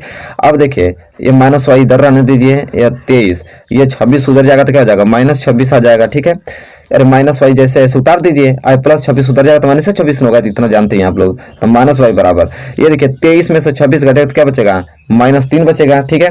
तो यहाँ से माइनस माइनस क्या हो गया कैंसिल, इसलिए y बराबर क्या आ गया 3। और जब y बराबर 3 आ गया स्टूडेंट तो y का वैल्यू किसी में रख लीजिए, तो y का वैल्यू आप समीकरण 5 में रख दीजिए, क्योंकि y का वैल्यू यहाँ रखेंगे तो x का वैल्यू निकल जाएगा। तो हम लोग लिखेंगे यहाँ पे कि y का मान, आराम से लिखें, y का मान समीकरण 5 में रखने पर, y का मान समीकरण 5 में रखने पे, समझ में आ रहा है स्टूडेंट, कोई दिक्कत नहीं हो रही आप लोगों को, 1% दिक्कत नहीं होगी। y का मान समीकरण 5 में रखने पर समीकरण 5वां उतारेंगे, समीकरण 5वां था कि x बराबर 13 माइनस 3y बटे में 2, यही तो था। तो हम लिखेंगे x बराबर 13 माइनस 3 और y का वैल्यू क्या आ गया 3, तो 3 लिख देंगे और बटे में 2, तो x बराबर कितना आ जाएगा 13 और 3 तो लिखे 9 बटे 2, ठीक है स्टूडेंट, कोई दिक्कत 1% नहीं। तो यहाँ से निकल जाएगा x बराबर क्या निकल जाएगा 13 में से 9 गया तो क्या बचेगा 4, 4 बटे 2, अब कटा देंगे तो x बराबर क्या आ जाएगा 2 आ जाएगा। तो जैसा कि देख पा रहे हैं x बराबर 2 आ गया, y बराबर 3 आ गया। तो हम लोग लिख देंगे यहाँ पे कि अतः y बराबर 3 तथा x बराबर 2, अतः y बराबर 3 और x बराबर 2 दिए गए बिंदु का हल है, दिए गए बिंदु का क्या है हल है स्टूडेंट, दिए गए बिंदु का क्या है हल है, दिए गए द्विघात समीकरण, दिए गए रैखिक समीकरण का हल है, ऐसे भी लिख सकते हैं हल है, ठीक है। बताइए कोई दिक्कत है 1%। अब तो हमको नहीं लगता है कि 2 सवाल मैंने बता दिया प्रतिस्थापन विधि से कोई दिक्कत होगा, 1% दिक्कत होगा, कोई दिक्कत नहीं होगा स्टूडेंट आप लोगों को, ठीक है। अब कभी भी आ जाएगा प्रतिस्थापन विधि से हल करने के लिए समीकरण को, तो आराम से आप हल कर पाएंगे, ठीक है। चलिए प्रतिस्थापन विधि समझ में आ गया आप लोगों को, तो हम बात करेंगे विलोपन विधि को लेकर, ठीक है। अब विलोपन विधि को भी हम लोग समझेंगे आसान तरीके से। चलिए स्टूडेंट देखिए क्वेश्चन आ गया, नेक्स्ट क्वेश्चन जो कि विलोपन विधि से पूछता है। देखिए विलोपन विधि से कैसे पूछेगा कि निम्न समीकरणों के युग्मों को विलोपन विधि से हल कीजिए, ठीक है। तो ये 2 समीकरण दे दिया है, अब इसको हम किस विधि से हल करना है विलोपन विधि। अब इसका मेथड कुछ अलग होता है, ठीक है, उसी मेथड को आपको पकड़ना है कि इस विधि से किस कंसेप्ट से हल करते हैं किसी सवाल को, ठीक है। तो देखिए इक्वेशन आपको दिया है यहाँ पे कि x प्लस वाई बराबर क्या दिया है 5, इसे समीकरण 1 आप मान लीजिए, और उसके नीचे दिया है आपको 2x माइनस 3y बराबर 4 और इसे समीकरण 2 मान लीजिए। और इसकी विधि ये कहता है कि इन दोनों समीकरण की इक्वेशन से कोई ना कोई को एक बराबर कीजिए, अगर ये 2x है तो इसको भी 2x कीजिए, अगर ये 3y है तो इसको भी 3y कर दीजिए, ठीक है। दोनों में से कोई एक करना है आपको। तो जैसा कि देख पा रहे हैं कि चलिए अगर आप ही हमको एक बात बताइए कि ऊपर वाले में इस समीकरण में अगर मैं 2 को गुणा कर दूंगा तो ये भी 2x हो जाएगा कि नहीं, आराम से हो जाएगा। तो यही पहला स्टेप यही होता है, ठीक है, कि इसमें किसी न किसी चीज को पहले बराबर किया जाएगा। तो आप लिखेंगे समीकरण अगर 1 में 2 को गुणा कर देंगे तो ये 2x हो जाएगा, ठीक है, आराम से हो जाएगा। तो हम लोग लिखेंगे यहाँ पे कि समीकरण, देखिए जिस प्रकार मैं बोल रहा हूँ उसी प्रकार आपको लिखना है, ठीक है। लिखिए आप लोग को समीकरण 1 को 2 से गुणा करने पर, समीकरण 1 को 2 से क्या करने पे स्टूडेंट गुणा करने पे, तो समीकरण 1 को 2 से गुणा करने पर, तब 2 से गुणा करेंगे तो इक्वेशन बराबर हो जाएगा वहां पे कोई ना कोई एक। तो 2 से गुणा करने पर, तो देखिए 2 से गुणा करेंगे तो क्या हो जाएगा ये आपका 2x और प्लस 2 में y का गुणा होगा तो क्या हो जाएगा 2y और बराबर 5 दूनी के 10, ये क्या हो जाएगा आपका 10 आ जाएगा। और ये इक्वेशन मान लीजिए आप लोग तीसरा, ठीक है। तो समीकरण पहला, समीकरण दूसरा, या समीकरण तीसरा निकल गया। ठीक है, अब सिंपली आपको करना क्या है कि देखिए ये भी प्लस में है, ये भी प्लस में है। ठीक है, तो देखिए दोनों प्लस में है तो घटाएंगे तभी तो चेंज होगा, तो कटेगा। तो हम लोग लिखेंगे यहाँ पे समीकरण 3 में से समीकरण 2 घटाने पर। ठीक है, यहाँ पे लिखेंगे हम लोग समीकरण 3 में से समीकरण 2 घटाने पर। ठीक है, समीकरण 3 में से समीकरण 2 घटाने पर। ठीक है, आराम से लिखिए, कोई दिक्कत नहीं आप लोगों को। तो समीकरण 3 में से समीकरण 2 घटाना था, पहले समीकरण 3 लिखिए। समीकरण 3 क्या है, 2x + 2y बराबर क्या है 10 है। यह समीकरण क्या हो गया आपका तीसरा। और दूसरा समीकरण इक्वेशन आपको यहाँ बनाया आपका कि 2x - 3y बराबर कितना दिया था 4 दिया था। इस समीकरण क्या आपका दूसरा। चलिए क्या करने पे बोला है, घटाने पर। घटाने पर जैसा जानते हैं आप लोग साइन चेंज हो जाता है। ठीक है, इसका चिन्ह क्या हो जाता है, चेंज हो जाता है। तो यह प्लस है तो क्या हो जाएगा माइनस, ये माइनस हो तो क्या हो जाएगा प्लस हो जाएगा। यहाँ भी प्लस ही पर आते तो क्या हो जाएगा माइनस हो जाएगा। जैसा कि देख पा रहे हैं इसका कुछ नहीं तो प्लस होता है, तो प्लस माइनस आ गया तो क्या हो जाएगा आपस में कैंसिल हो जाएगा। ये दोनों प्लस में है तो 3 और 2 कितना हो जाएगा 5y। अब 5y बराबर है, देखिए ये भी प्लस में, ये भी माइनस, प्लस माइनस घटता है तो 10 में से 4 गया तो क्या बच गया 6 बच गया। ठीक है, तो यहाँ से y बराबर क्या आ जाएगा आपका 6/5 आएगा।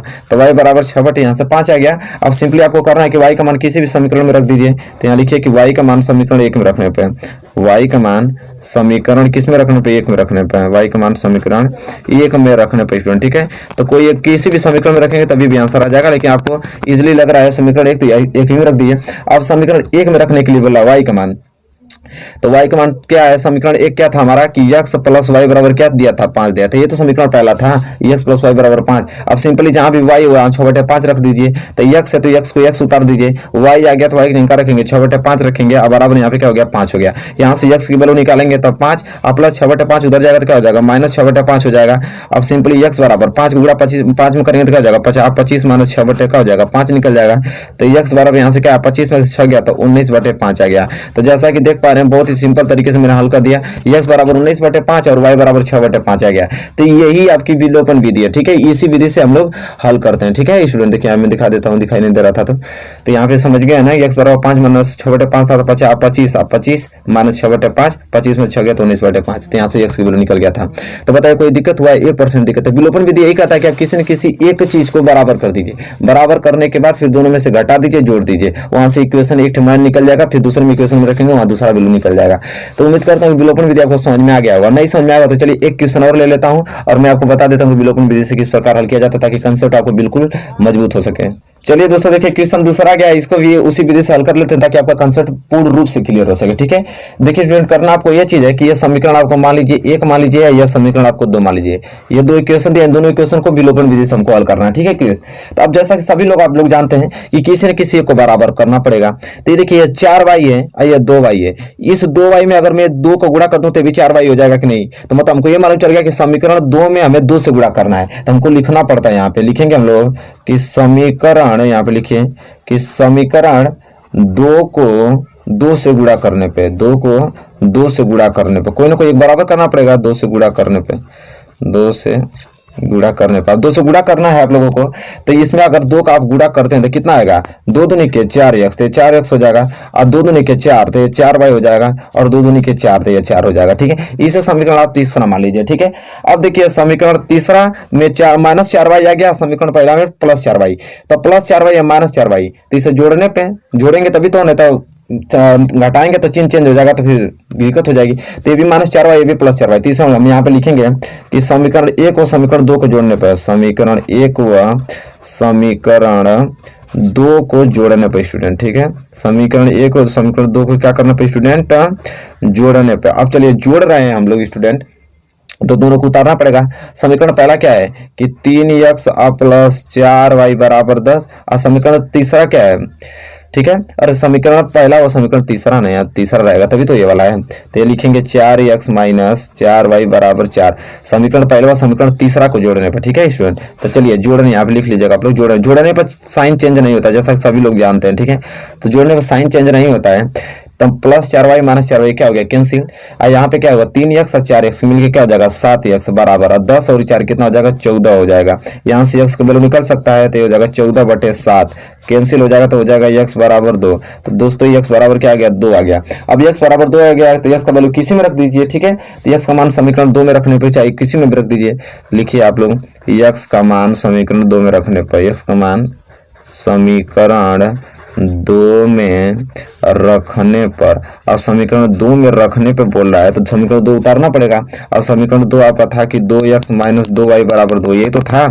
तब जहाँ पे भी x आएगा 2 रख लीजिए, तो 2 गुणे x आ गया तो यहाँ लिखेंगे 2 माइनस 2y बराबर 2, तो 2 दूनी के 4 माइनस 2y बराबर क्या आ गया 2 आ गया स्टूडेंट। ठीक है, अब करना क्या यहाँ पे कि माइनस 2y बराबर क्या आ जाएगा 2 प्लस 4 उधर जाएगा तो क्या आ जाएगा -4 स्टूडेंट। ठीक है, अब यहाँ पे क्या आ जाएगा आपका कि माइनस 2y बराबर, देखिए 2 में से -4, अब 2 - 4 कितना आता है -2 होता है, तो माइनस से माइनस क्या हो गया कैंसिल हो गया, और यहाँ से y बराबर क्या आ जाएगा 2/2 आ जाएगा। ठीक है, तो y बराबर क्या आ गया यहाँ पे 1 आ गया, तो सिंपल सा देखिए y बराबर 1 आ गया, x बराबर 2 आ गया, तो दिए गए समीकरण युग्म का ये दोनों हल हो गया। तो ये बताइए कोई दिक्कत है, प्रतिस्थापन विधि भी अच्छे से समझ गया आपने, विलोपन विधि भी आपने अच्छे से समझा, कोई दिक्कत है 1% दिक्कत नहीं होगी स्टूडेंट, मेरा वादा है आप लोगों से। ठीक है, चलिए अब हम लोग क्या बात करेंगे लास्ट वज्र गुणन विधि से, आप समीकरण को किस प्रकार हल करते हैं उससे आप देखेंगे। ठीक है, चलिए उसको भी ध्यानपूर्वक आप समझिए।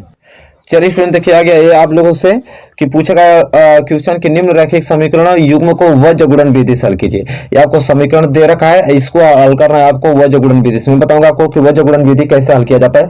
ये सबसे थोड़ा मोस्ट इंपोर्टेंट होता है, थोड़ा डिफिकल्ट भी होता है, मैं आपको आसान तरीके से समझाने की कोशिश करूंगा। ठीक है स्टूडेंट, चलिए देखिए सबसे पहले आप समीकरण को उतारिए। देखिए समीकरण क्या है ये से कि दिया आपका 2x प्लस y बराबर 5, तो सबसे पहले जो बायां पक्ष है दायां पक्ष होता है, तो दायां पक्ष और हमेशा 0 रहना चाहिए, वह जब गुण विधि में याद होना चाहिए, तो 0 होना चाहिए। तो इसे कैसे लिखेंगे 2x प्लस y प्लस 5 इधर जाएगा तो -5 है, इधर क्या हो जाएगा 0, तो इसे तब जाके समीकरण हम लोग क्या मानेंगे 1 मानेंगे स्टूडेंट। ठीक है, इसी तरह दूसरा दिया है कि 3x प्लस 2y बराबर 8। ठीक है, तो इसे लिखेंगे हम लोग 3x प्लस 2y प्लस 8 इधर जाएगा तो -8 बराबर 0, मतलब देखिए RHS और 0 बचना चाहिए, तब बच गया ना, तो इसे मान लेंगे समीकरण दूसरा।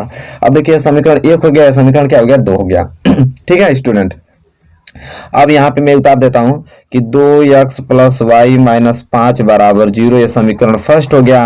और student 3x plus 2y minus 8 बराबर 0, ये समीकरण सेकेंड हो गया स्टूडेंट। ठीक है, अब सिंपली आपको करना क्या, जो मैं बता रहा हूं उसको आप ध्यानपूर्वक समझिए।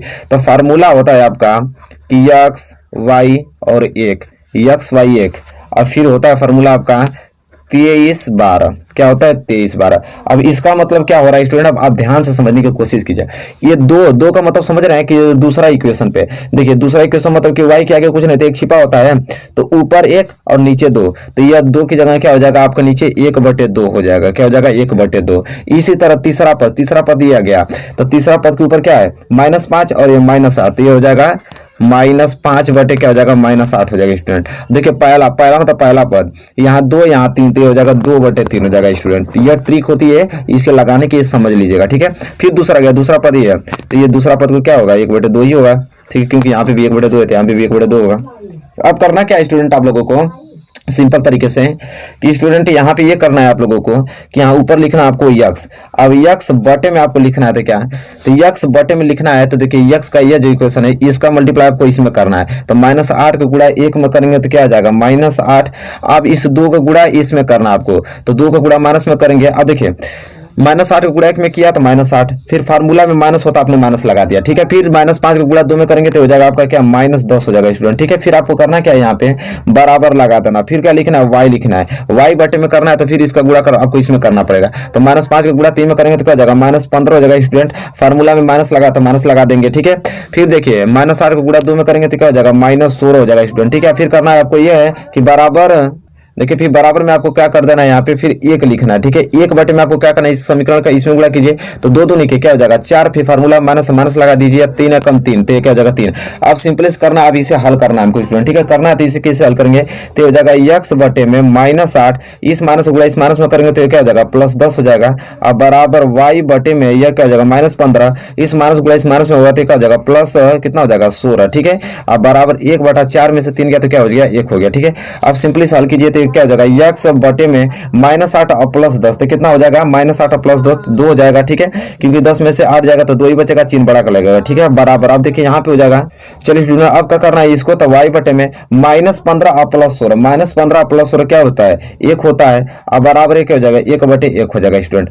अब सिंपली आपको ये करना है कि देखिए 1 में 1 भाग देंगे तो कितना आएगा 1 ही आएगा। ठीक है, तो यहाँ पे लिख देंगे आपकी x बटे 2 बराबर y बटे 1 बराबर क्या लिख देंगे 1। अब सिंपली करना है कि इसके बराबर एक बार 1 रख लीजिए, एक बार इसके बराबर 1 रख लीजिए। ठीक है, तो कैसा हल होगा यह कि यक्स बटे दो बराबर 1 रख लीजिए, तो ये हो जाएगा यक्स बराबर 2 को गुणा 1 में करेंगे तो क्या हो जाएगा 2, तो यक्स बराबर 2 आ गया। और एक बार हमें करना क्या है कि y बटे 1 बराबर 1 रख लीजिए, तो y बराबर क्या आ जाएगा 1 को गुणा 1 में होगा तो 1 आ जाएगा, तो x बराबर 2 y बराबर 1 इस प्रकार आ गया। तो इस प्रकार आपको हल करना पड़ता है वह जो गुणन विधि, ठीक है। बताइए स्टूडेंट कैसा लगा, आप लोगों को समझ में आ गया होगा स्टूडेंट, ठीक है। उम्मीद करता हूँ कोई दिक्कत नहीं होगा वह जो गुणन में, ठीक है। तो दोस्तों बताइए कि वीडियो आपको कैसी लगी। इस ये पार्ट मेरा तीसरा है, ठीक है, 2 4 वाले रैखिक समीकरण के पार्ट तीसरा, अभी पार्ट 4 पार्ट 5 भी आ सकता है क्योंकि बहुत मोस्ट इंपोर्टेंट क्वेश्चन इसमें दिए रहते हैं, ठीक है। चलिए तो इस बताइए कि वीडियो आपको कैसी लगी। वीडियो आपको अच्छी लगी तो प्लीज लाइक कीजिए और ज्यादा से ज्यादा शेयर कीजिए। चैनल पर नए हैं तो प्लीज चैनल को सब्सक्राइब कर लीजिए और बेल आइकन को भी प्रेस कर लीजिए। तब तक के लिए दोस्तों धन्यवाद, मिलेंगे आपसे नेक्स्ट वीडियो में।